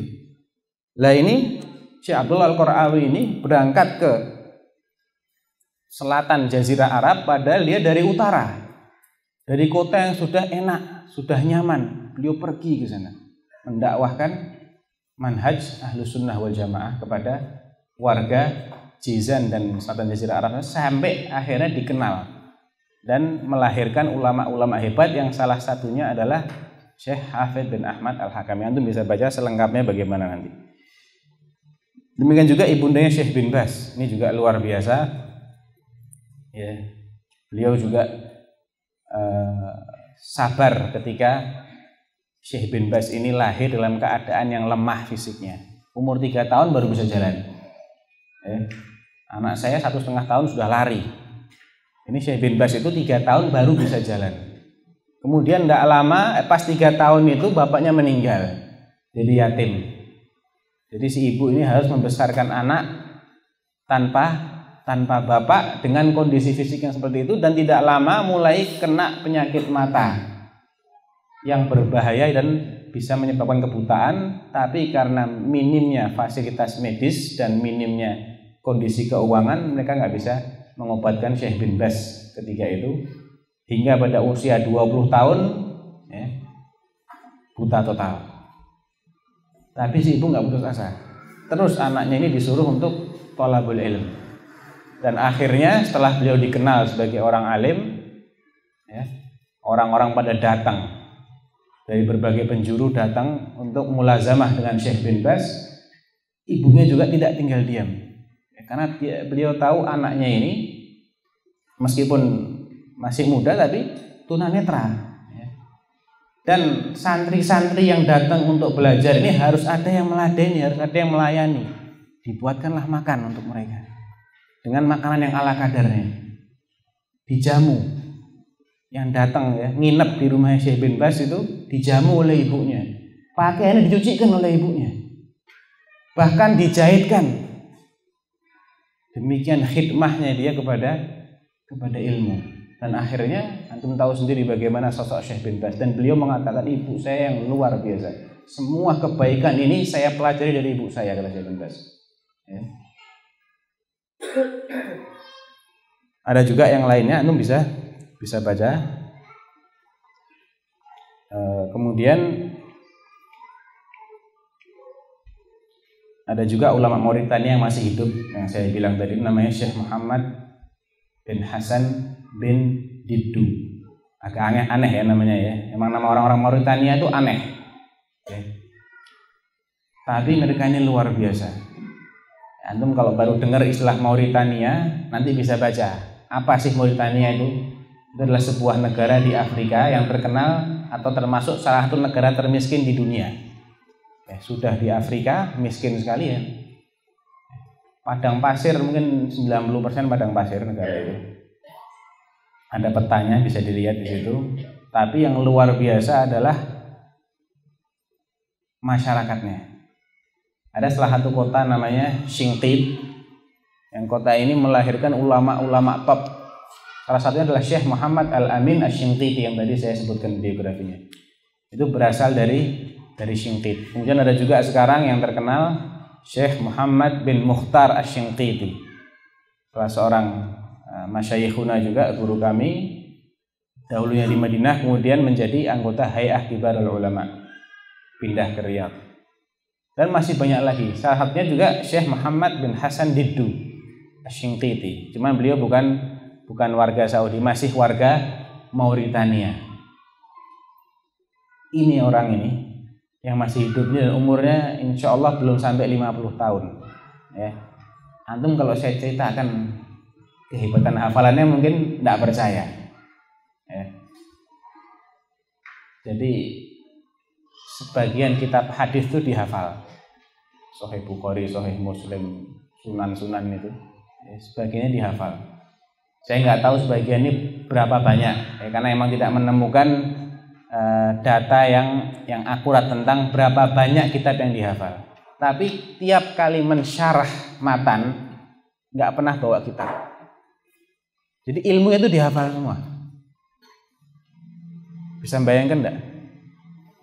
Paling kalau membawa satu kertas oret-oretan karena ada satu qaul yang baru dia baca ketika itu dan dia belum hafal, maka ditulis. Kebanyakan seringkali nggak bawa apa-apa. Hatta matannya dia hafal. Matan plus syarahnya dia hafal. Dan sudah puluhan yang disyarah itu. Baik yang sifatnya nazm, bait-bait bersaja maupun nathar ya. Seperti mungkin kitab Tauhid ya, Al-Ajurumiyah, itu namanya nathar, enggak pakai bait-bait bersaja. Matannya hafal, kemudian disyarah, enggak pakai kitab. Sedikit-sedikit dia mengucapkan syair, sedikit-sedikit mengucapkan syair. Bahkan dia juga seorang penyair ulung. Kemudian selain dia tuh ilmunya luar biasa, ibadahnya juga luar biasa. Qiyamul lailnya luar biasa. Dan tawadhunya lebih luar biasa lagi. Sampai tamu-tamunya ini jadi nggak enak. Tamu ini kalau datang ke rumahnya dia, pas mau keluar sandalnya dibawakan. Sandalnya dibawakan oleh Syekh.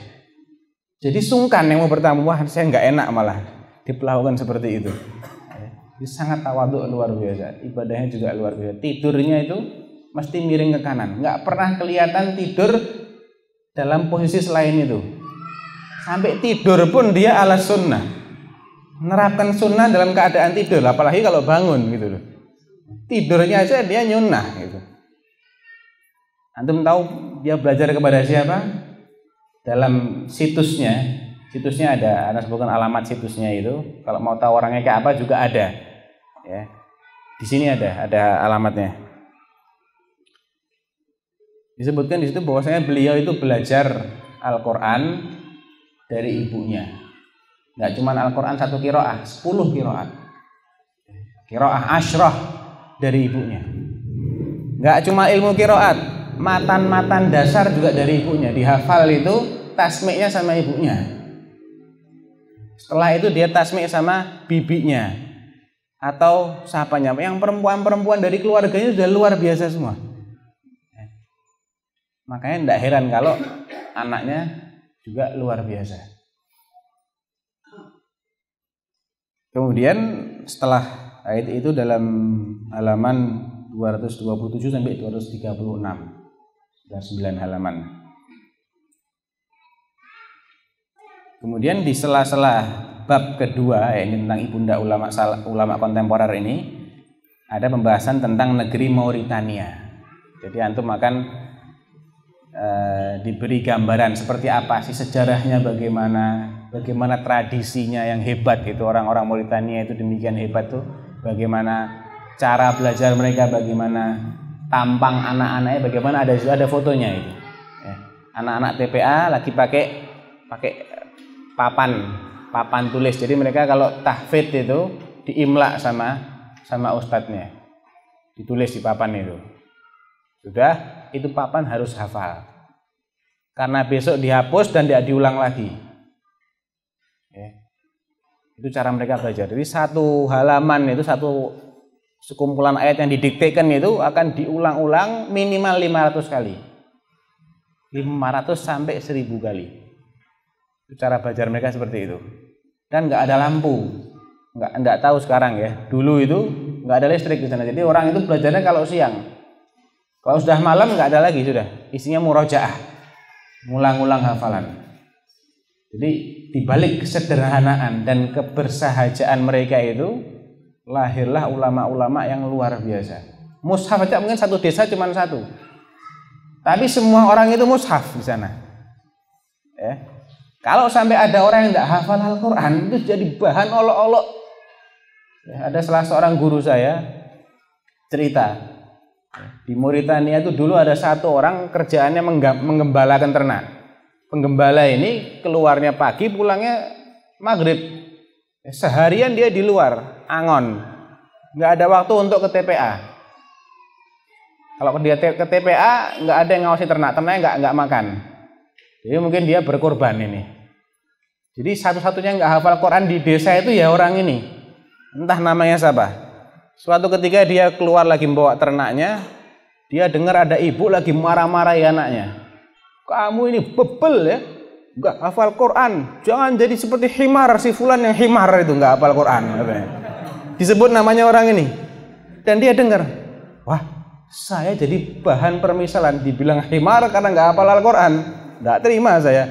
Langsung dia lapor ke salah seorang syekh, ya syekh, tolong saya mau tahfidz, mau setor hafalan. Nggak bisa, kamu ini kerjaan gembala ternak kok, nggak ada waktu.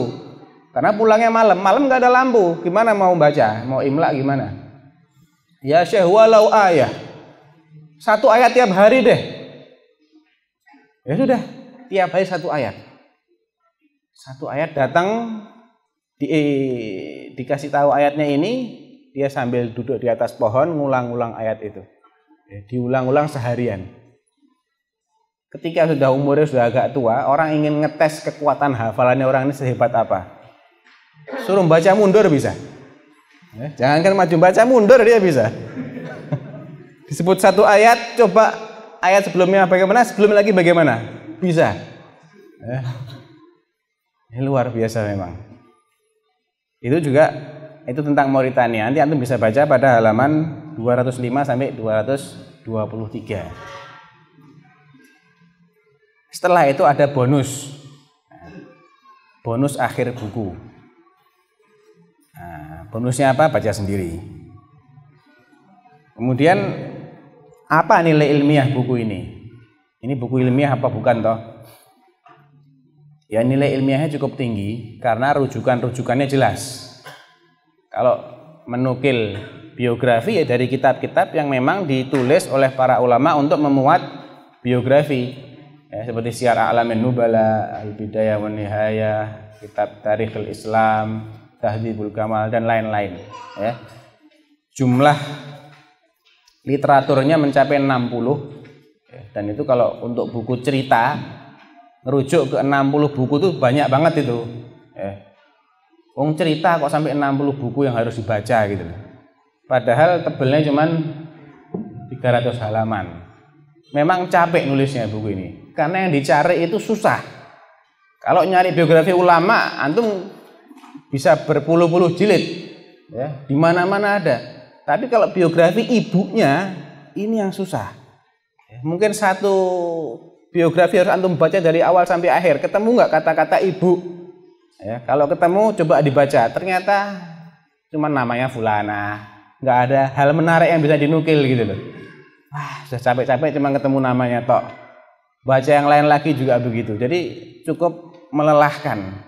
Makanya sampai ada 60. Baik yang cetak itu yang banyak, lebih dari 50 tuh rujukan berupa buku, sisanya berupa media elektronik, ya. Termasuk juga ceramah-ceramah, ya. Seperti penuturannya Syekh Hasan Didu ketika dia menceritakan tentang tokoh-tokoh Mauritania. Ini nggak ada bukunya, ini cuman cerita yang dikisahkan turun-temurun, ya. Jadi sudah terkenal di negeri mereka, yang tahu ya cuman mereka. Kalau Anda nggak nyimak ceritanya nggak tahu, dicari buku nggak ada, ya. Tapi ceritanya luar biasa gitu loh. Jadi memang capek ini nulisnya, ya. Kemudian selain kisah juga ada hadis dan athar. Nah, untuk hadis dan athar ini juga enggak sembarangan yang dinukil, tapi sudah diverifikasi. Paling tidak antum akan dapatkan ini statusnya hasan atau sahih. Kalau dhaif ya dijelaskan dhaif terus terang, ya. Dan insya Allah itu memang spesialisasi penulisnya di situ. Jadi dia mengambil jurusan hadis, jadi kalau komentari hadis ya memang bidangnya di situ gitu loh. Ini juga menunjukkan otoritasnya juga cukup, ya. Cukup dia punya latar belakang dalam membahas masalah sanad hadis. Daripada kalau yang nyusun, yang menukil ini bukan orang yang mengerti masalah hadis, dia nggak akan bisa bedakan mana yang sahih, mana yang dhaif. Ya, masalah-masalah sirah, masalah-masalah athar ini akan sulit, ya, diverifikasi kalau yang nulis ini tidak berkecimpung di bidang hadis. Oleh karena itu rata-rata sejarawan yang top itu ahli hadis. Imam At-Tabari, penulis Tarikh At-Tabari yang sampai belasan jilid itu jelas ahli hadis. Tafsirnya antum lihat isinya hadis bukan? Isinya sanad utuh puluhan ribu. Ibnu Katsir juga ahli hadis. Selain beliau ahli tafsir, beliau punya kitab sejarah yang terkenal Al-Bidayah wan Nihayah. Beliau juga punya Al-Musnadul Jami' atau Jami'ul Masanid was Sunan. Ya, itu jumlahnya sampai kalau nggak salah belasan jilid. Beliau mengumpulkan hadis-hadis dari puluhan kitab hadis dikumpulkan oleh beliau. Seorang muhaddis. Imam Az-Zahabi juga begitu. Beliau punya kitab Syiar A'lam An-Nubala 28 jilid. Punya kitab Tarikhul Islam sampai 50-an jilid. Beliau juga ahli hadis. Ngerti masalah jarah wa ta'dil. Beliau punya kitab Mizanul I'tidal, punya kitab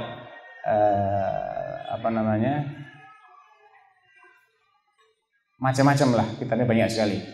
Jadi kelebihan seorang ahli hadis itu, ya, ilmunya ini bisa dipakai untuk mengkhidmah banyak disiplin ilmu. Dia bisa berkhidmat di ilmu tafsir, bisa berkhidmat di ilmu sejarah, ya, karena dia dididik untuk kritis.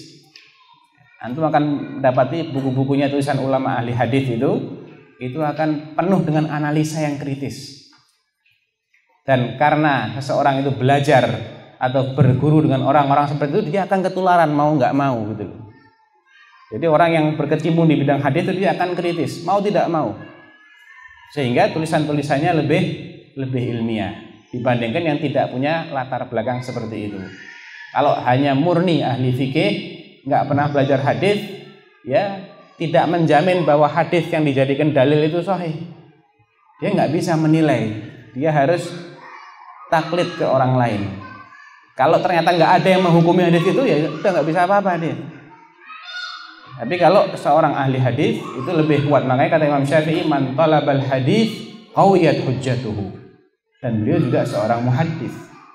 Imam madhab yang 4 itu, yang 3 semuanya ahli hadis bukan? Ahli hadis. Imam Malik jelas, Imam Syafi'i jelas, muridnya Imam Malik. Imam Ahmad lebih lagi. Hanya Imam Abu Hanifah yang bukan ahli hadis. Kemudian dari sisi kelebihan, ya mungkin ini buku pertama yang khusus membahas tentang ibunda para ulama. Kemudian insya Allah bahasanya gampang difahami. Kemudian hadis-hadis dan athar yang digunakan juga sudah diverifikasi. Ya, antum tinggal terima hasilnya saja. Kemudian ini bukan buku musiman. Kalau buku musiman itu lewat musimnya sudah basi dia. Ya. Insya Allah ini tidak akan pernah basi. Kita akan butuh terus untuk baca lagi. Saya juga setelah baca lagi ternyata oh iya lupa kalau pernah nulis ini. Ya. Ternyata ternasehati kembali gitu loh. Kaul-kaul para ulama. Sengaja saya muat dengan teks Arabnya. Jadi kayak yang mau menghafal bisa. Ya. Karena nemukan kaul itu kadang-kadang susah. Kalau sudah ketemu, tidak kita nukil Arabnya, langsung terjemahannya, nanti nyari lagi susah. Nggak ada maktabah syamilah, antum cari terjemahan, nggak akan muncul hasilnya. Harus tahu nas Arabnya bagaimana. Makanya sengaja dimuat di sini. Ini mungkin jarang dipraktekkan. Kebanyakan orang itu kalau nulis ya sudah. Kalau perlu Indonesia semua, nggak pakai Arab sama sekali. Kemudian bagi yang sudah punya edisi lama, perlu nggak dia beli? Ya antum lihat sendirilah. Yang jelas edisi lama itu kira-kira separuhnya ini. Jadi tambahan-tambahan yang banyak yang menarik tadi nggak ada kecuali dalam edisi yang baru ini. Kekurangannya pasti ada, banyak. Ya. Sini anak-anak nukilkan perkataan Al-Muzani. Al-Muzani ini muridnya Imam Syafi'i. Murid yang meriwayatkan karya-karyanya Imam Syafi'i. Kan orang zaman dahulu itu kalau bikin kitab sama dia dibacakan, diriwayatkan seperti dia meriwayatkan hadis. Nanti muridnya nulis pakai sanad dari guru saya.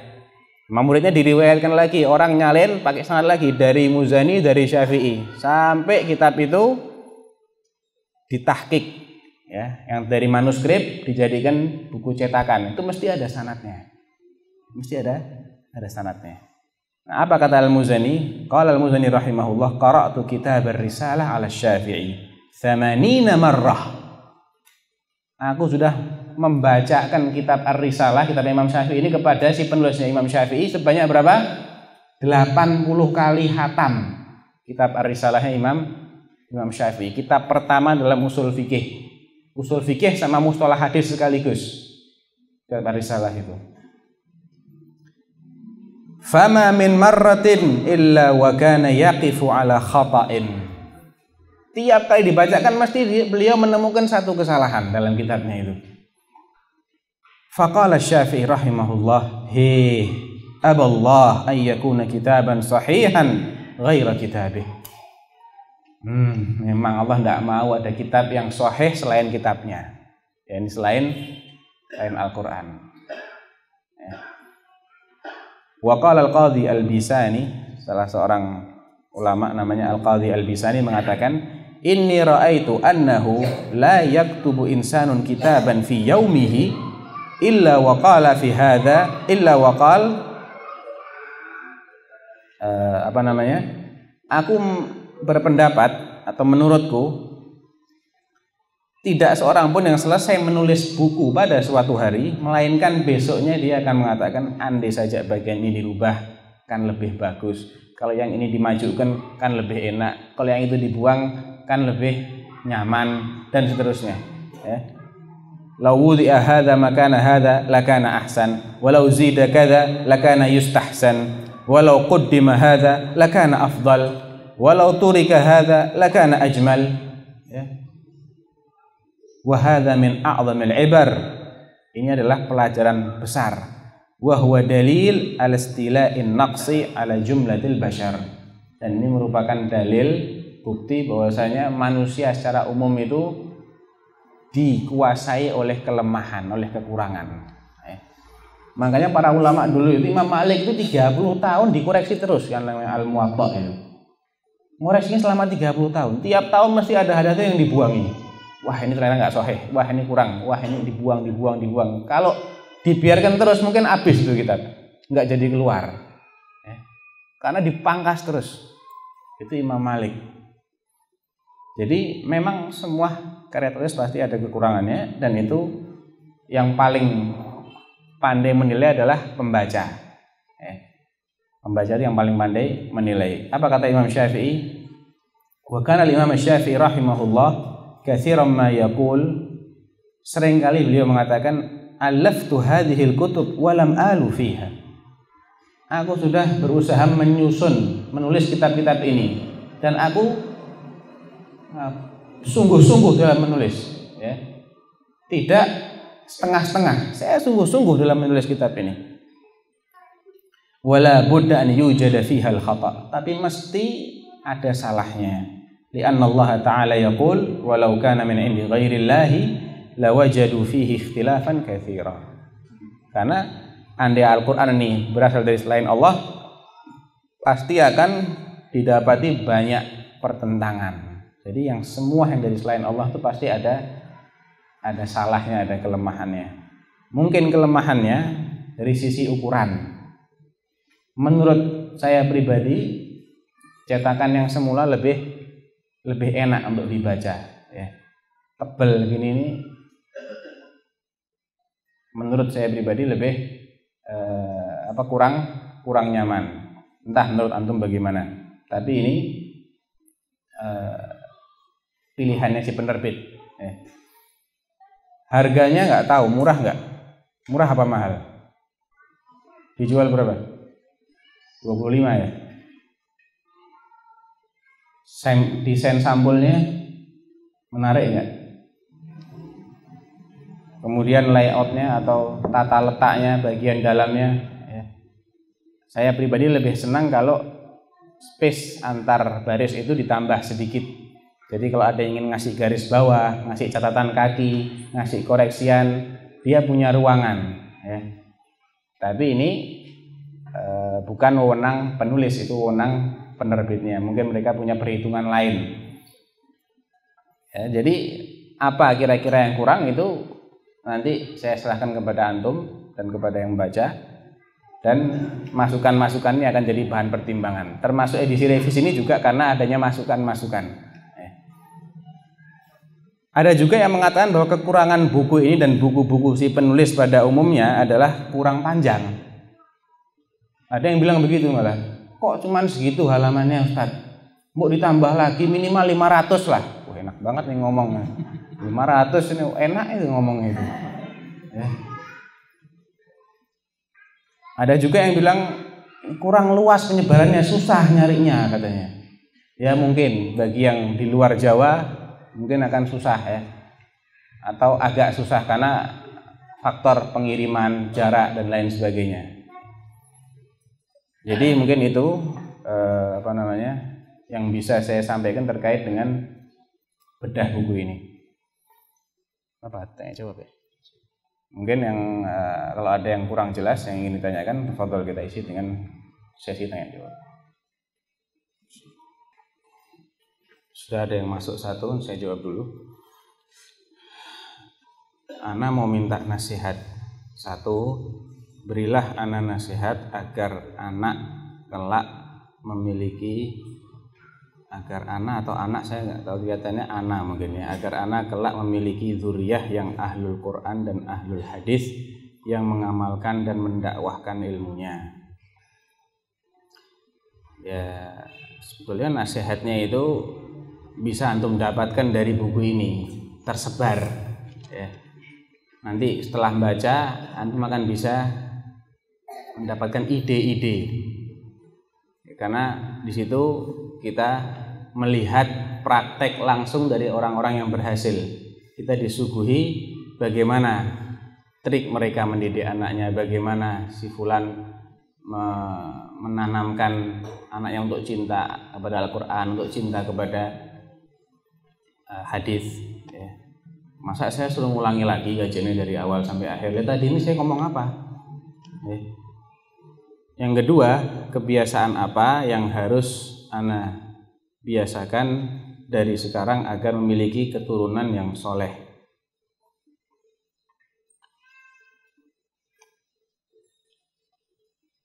Ya, pertama mestinya antum berusahalah menjadi orang yang soleh. Itu yang paling penting. Faqidus syai'i la yu'tihi. Pepatah Arab mengatakan orang yang tidak punya sesuatu tidak bisa memberikan sesuatu yang dia tidak punyai. Itu pertama. Yang kedua, ya cari, kalau ini laki ya, saya nggak tahu yang tanya ini laki atau perempuan. Kalau dia laki ya carilah istri yang solehah, calon ibu yang baik. Ya ini juga sama kayak ngulangi pengajian tadi ini kurang lebih ya. Intinya seperti itu. Ya ketika antum cari lingkungan yang baik, karena anak nggak cuma dididik oleh rumah, tapi dididik oleh lingkungannya. Sekolahkan di sekolah yang baik, keluarkan biaya nggak apa-apa. Dulu tuh juga para ulama keluar banyak biaya, bukan 1, 2, puluhan seperti itu, habis-habisan untuk membiayai anaknya. Kalaulah orang sekarang tidak eman-eman ketika masukkan anaknya ke sekolah-sekolah favorit yang uang gedungnya aja mungkin sama dengan SPP kalau masuk SD Ibnul Qayyim sampai lulus, ya Pak Yoyo ya. SP uang gedungnya aja itu mungkin sama dengan SPP-nya kalau di SD Islam sampai lulus. Dia nggak eman-eman. Ya. Kenapa kok dia eman-eman ketika harus mengeluarkan banyak uang demi anaknya umpamanya hafal Quran? Dan jangan terobsesi dengan hafal saja. Paham, itu yang lebih penting. Ya. Kalau cuman hafal Quran, oke tunggale. Banyak orang hafal Quran itu banyak, nggak sedikit. Yang paham ini yang susah nyarinya. Betul. Jadi itu memang suatu prestasi ya. Hafal Quran itu prestasi bagus, sangat-sangat bagus. Tapi kalau berhenti di situ, nggak bagus. Kalau berhenti hanya sampai menghafal saja, kemudian sudah merasa, masya Allah, ini malah berbahaya ya.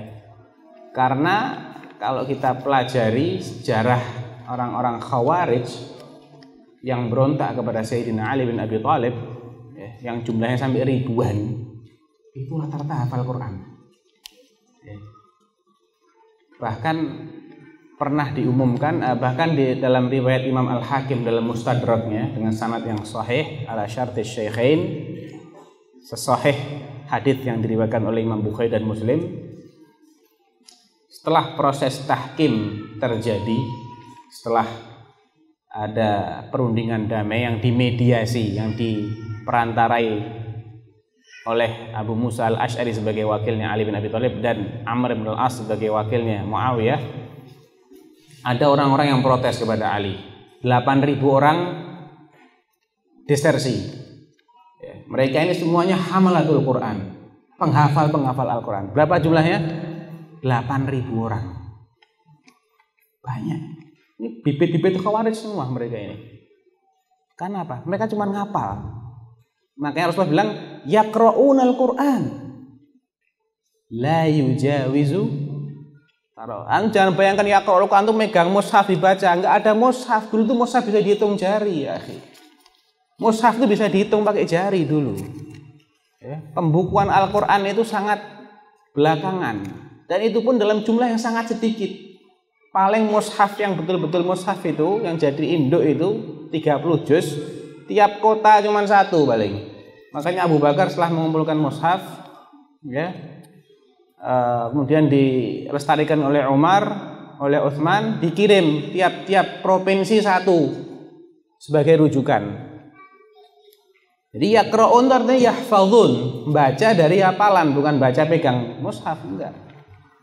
Rasulullah yaqra'un al-Qur'an la yujawizu taratiyahum, tapi enggak melebihi ini loh. Cuma di sini tok. Enggak difahami. Ya. Jadi kalau ingin mendidik jangan hanya terbatas cuma ngapal. Yang paling penting itu memahami, bukan menghafal. Enggak dihafal insyaallah enggak akan ada orang ini mushaf banyak kok. Mushaf kan banyak ribuan, puluhan ribu jumlah mushaf ini. Kalau nggak dihafal nggak akan hilang, Al-Quran ini nggak akan hilang. Tapi pemahaman itu yang penting. Silahkan didik untuk hafal Quran, hafal hadis, tapi jangan sampai nggak didik untuk memahami. Memahami lebih penting. Nggak apa-apa nggak hafal. Hafal yang wajib saja nggak apa-apa. Juz amma, hafal Al-Fatihah, hafal bagus, tapi faham 30 juz jauh lebih baik daripada hafal 30 juz cuman faham 1 juz. Ya. Jadi kalau ingin memahamkan Al-Quran, ya harus dibawa menghadiri majelis-majelis taklim. Kalau nggak ada ya belikan CD atau kaset atau apa ya, yang berisi penafsiran, penjelasan terhadap makna-makna Al-Quran, makna-makna hadis. Agar Afwan mohon nasihatnya, bagaimana caranya agar menjadi seorang ibu yang penuh kelemah lembutan terhadap anak, karena anak termasuk orang yang keras dan galak terhadap anak.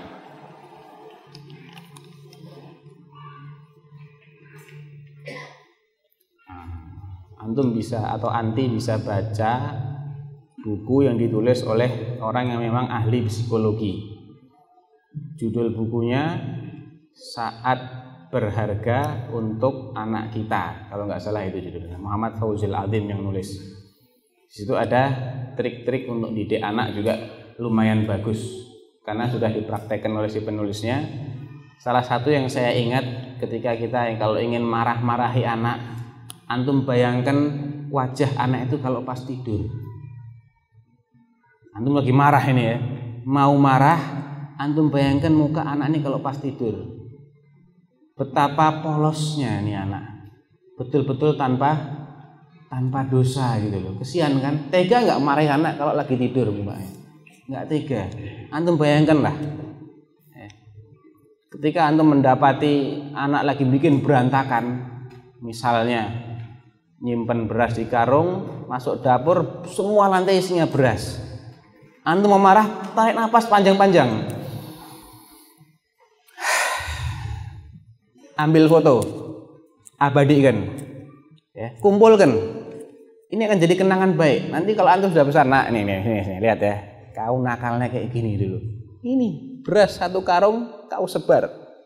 Nanti jadi pengalaman yang menarik malah. Ya. Tapi nggak tak pukul dulu. Kamu nggak pukul. Jadi dia akan tahu betapa beratnya orang tua itu membesarkan anak. Wah ternyata bandel dulu ya. Weling tenan dulu. Ya itu bacalah buku itu bagus dalam masalah bagaimana kita mendidik dan menyikapi kenakalan anak atau mengatasi kebandelan anak, bagaimana itu cukup bagus untuk jadi rujukan. Ya, saat berharga untuk anak kita. Penerbitnya ProU dan buku itu bestseller juga. Bolehkah dalam mempraktekkan mendidik anak seperti ibu ulama-ulama dengan melarang anak-anak lebih banyak bermain daripada belajar, terlebih bermain dengan teman-teman yang tidak baik? Kalau anaknya ini masih masa-masanya bermain, ya belum mumayyiz, ya nggak bisa lah dipraktekkan. Ya, jangan kita kurangi porsi anak untuk main. Memang anak itu yang namanya anak. Kalau nggak main nggak normal. Ya. Kalau anak nggak main itu nggak normal itu. Jangan kan anak Aisyah aja main kok. Sudah nikah sama Rasulullah, Aisyah masih main boneka-bonekaan. Tahu nggak hadisnya? Kelihatan Rasulullah dia pakai bikin kuda-kudaan gitu, ada sayapnya. Ma hadhi ya Aish? Hadhi farasun lahu janahan. Kuda punya sayap. Loh, kamu nggak tahu kudanya Sulaiman punya sayap, katanya Aisyah. Aisyah main. Ya tapi lain mainnya Aisyah sama mainnya anak-anak kita, gitu. Bibitnya aja beda, ya. Pendidiknya juga beda, mainannya juga beda. Ya main silahkan main, nggak bisa dilarang anak itu untuk main. Tapi kalau permainan-permainan ini membahayakan akidah, ya, mendidik untuk yang tidak baik, ya jangan. Cari mainan-mainan yang selamat, yang tidak mendidik atau mempengaruhi akhlak maupun akidahnya. Main dengan teman-teman yang tidak baik juga berbahaya, ya, jangan sampai. Makanya salah satu faktornya adalah mencari lingkungan yang baik. Makanya tadi saya bilang kan, mencari lingkungan yang baik ini faktor penting sekali, ya. Jarang orang itu bisa baik padahal dia tinggal di lingkungan yang tidak baik, jarang sekali. Dan jarang sekali anak itu bisa sadar dengan sendirinya tanpa bimbingan orang tua, jarang. Apalagi sampai diajak main tidak mau, pilih belajar. Itu kalau ada mungkin paling-paling Imam Nawawi itu, ya. Karena pernah baca sejarahnya, sampai nangis-nangis diajak main nggak mau. Dia nangis-nangis karena nggak mau dipaksa oleh teman-teman sebagainya untuk main. Kata gurunya, ini tak prediksi jadi ulama besar nih. Ini aneh nih. Ternyata betul. Dan sekali hadir kajian tuh 12 mata pelajaran dalam sehari. Orang normalnya 1-2, ini 12 materi, 12 kajian dalam sehari. Antum kuat hadir 12 kajian. Ya, satu aja udah ngantuk-ngantuk tadi. 12 kajian dalam sehari itu luar biasa. Ya, tapi jarang yang kayak gini 1-2.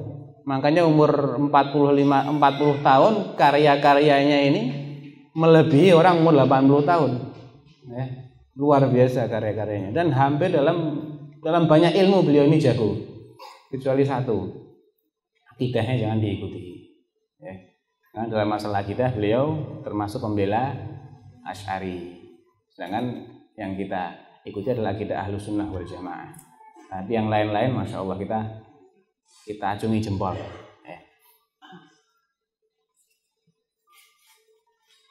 Kemudian bagaimana hukum seorang wanita menggunakan sepeda motor dan sepeda ontel?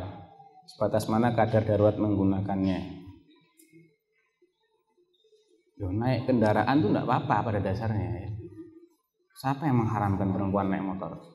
Karena belum pernah dengar itu fatwa yang mengharamkan perempuan naik motor. Kalau naik mobil ada, itu bukan mengharamkan, melarang. Dia tidak mengatakan haram, tapi dilarang. Itu pun di Saudi, bukan di negara lain. Dan itu mungkin karena pertimbangan-pertimbangan yang lebih maslahat kalau dilarang daripada diizinkan. Karena kondisi negaranya beda. Mereka di sana itu masih menjaga hijab bahkan menutup wajah itu masih menjadi mayoritas pakaian kaum wanita. Kalau nyetir mana mungkin wajah ditutupi. Paling tidak matanya harus dibuka lebar. Dan mata itu bagian paling indah. Kalau mata dibuka lebar, nanti kalau ada apa-apa mobilnya mogok, membetul-betulkan ya apa pakai cadar, pakai abaya betulkan mobil, kan nggak mungkin juga. Walhasil akan menimbulkan banyak masalah. Oleh karena itu daripada banyak masalah sudah nggak usah aja. Itu penilaian para ulama untuk wilayah yang wilayah sana itu. Adapun di sini, ya selama dia menggunakan pakaian yang menutup aurat, ya, kemudian keluar seperlunya, karena memang hukum asalnya itu waqarna fi buyutikunna wala tabarrajna tabarrujal jahiliyatil ula. Ya, kendaraan itu seperti onta zaman dahulu. Ya dipakai juga oleh ummahatul mukminin, tapi memang dalam kondisi hajah. Karena ada suatu hajat. Saya nggak bilang darurat ya. Untuk keluar rumah itu nggak harus darurat. Hajah sudah cukup. Ada hajat itu cukup. Kalau darurat nanti kalau nggak mepet banget nggak keluar. Nggak.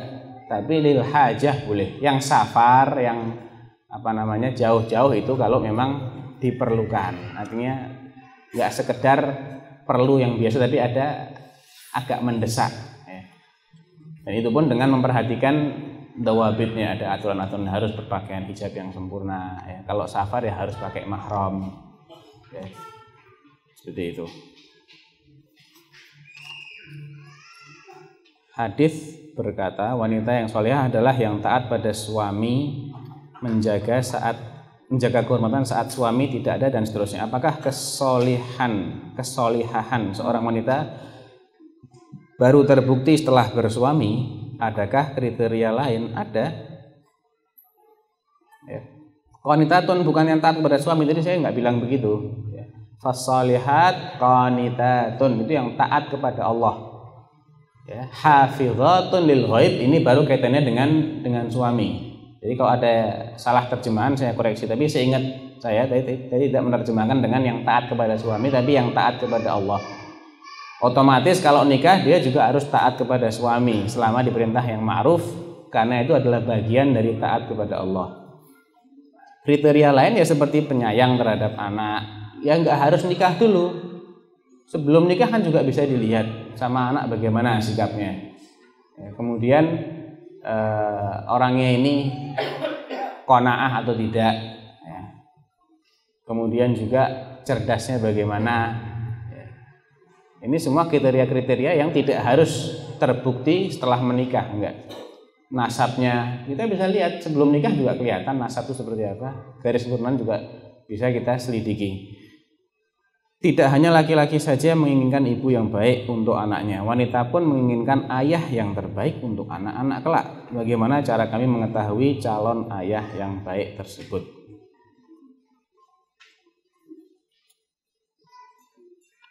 Ya, secara umum adalah lihat dari ketakwaannya.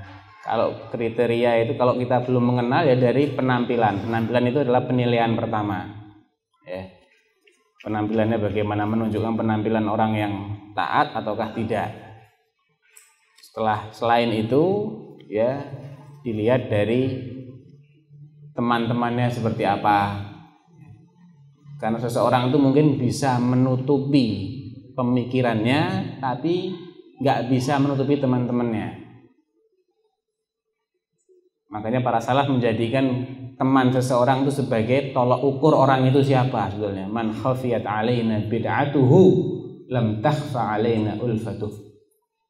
Siapa yang bisa menyembunyikan bid'ahnya dari kami, dia nggak akan bisa menyembunyikan teman-temannya dari kami. Dilihat aja mainnya sama siapa dia, kumpulnya sama siapa. Nah dia kurang lebih seperti itu.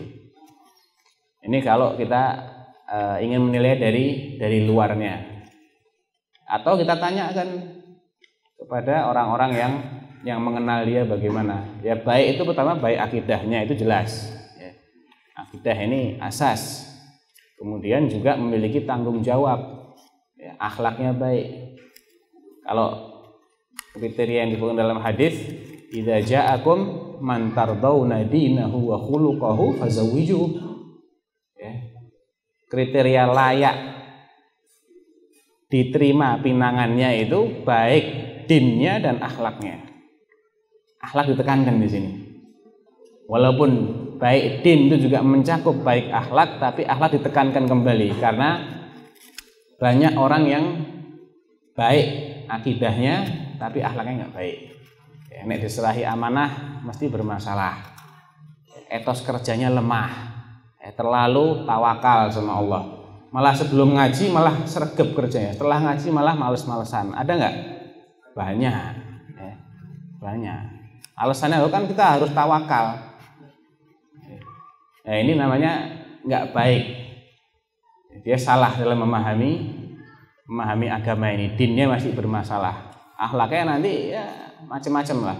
Intinya dinnya baik, akhlaknya baik itu sudah merupakan syarat minimal sudah terpenuhi.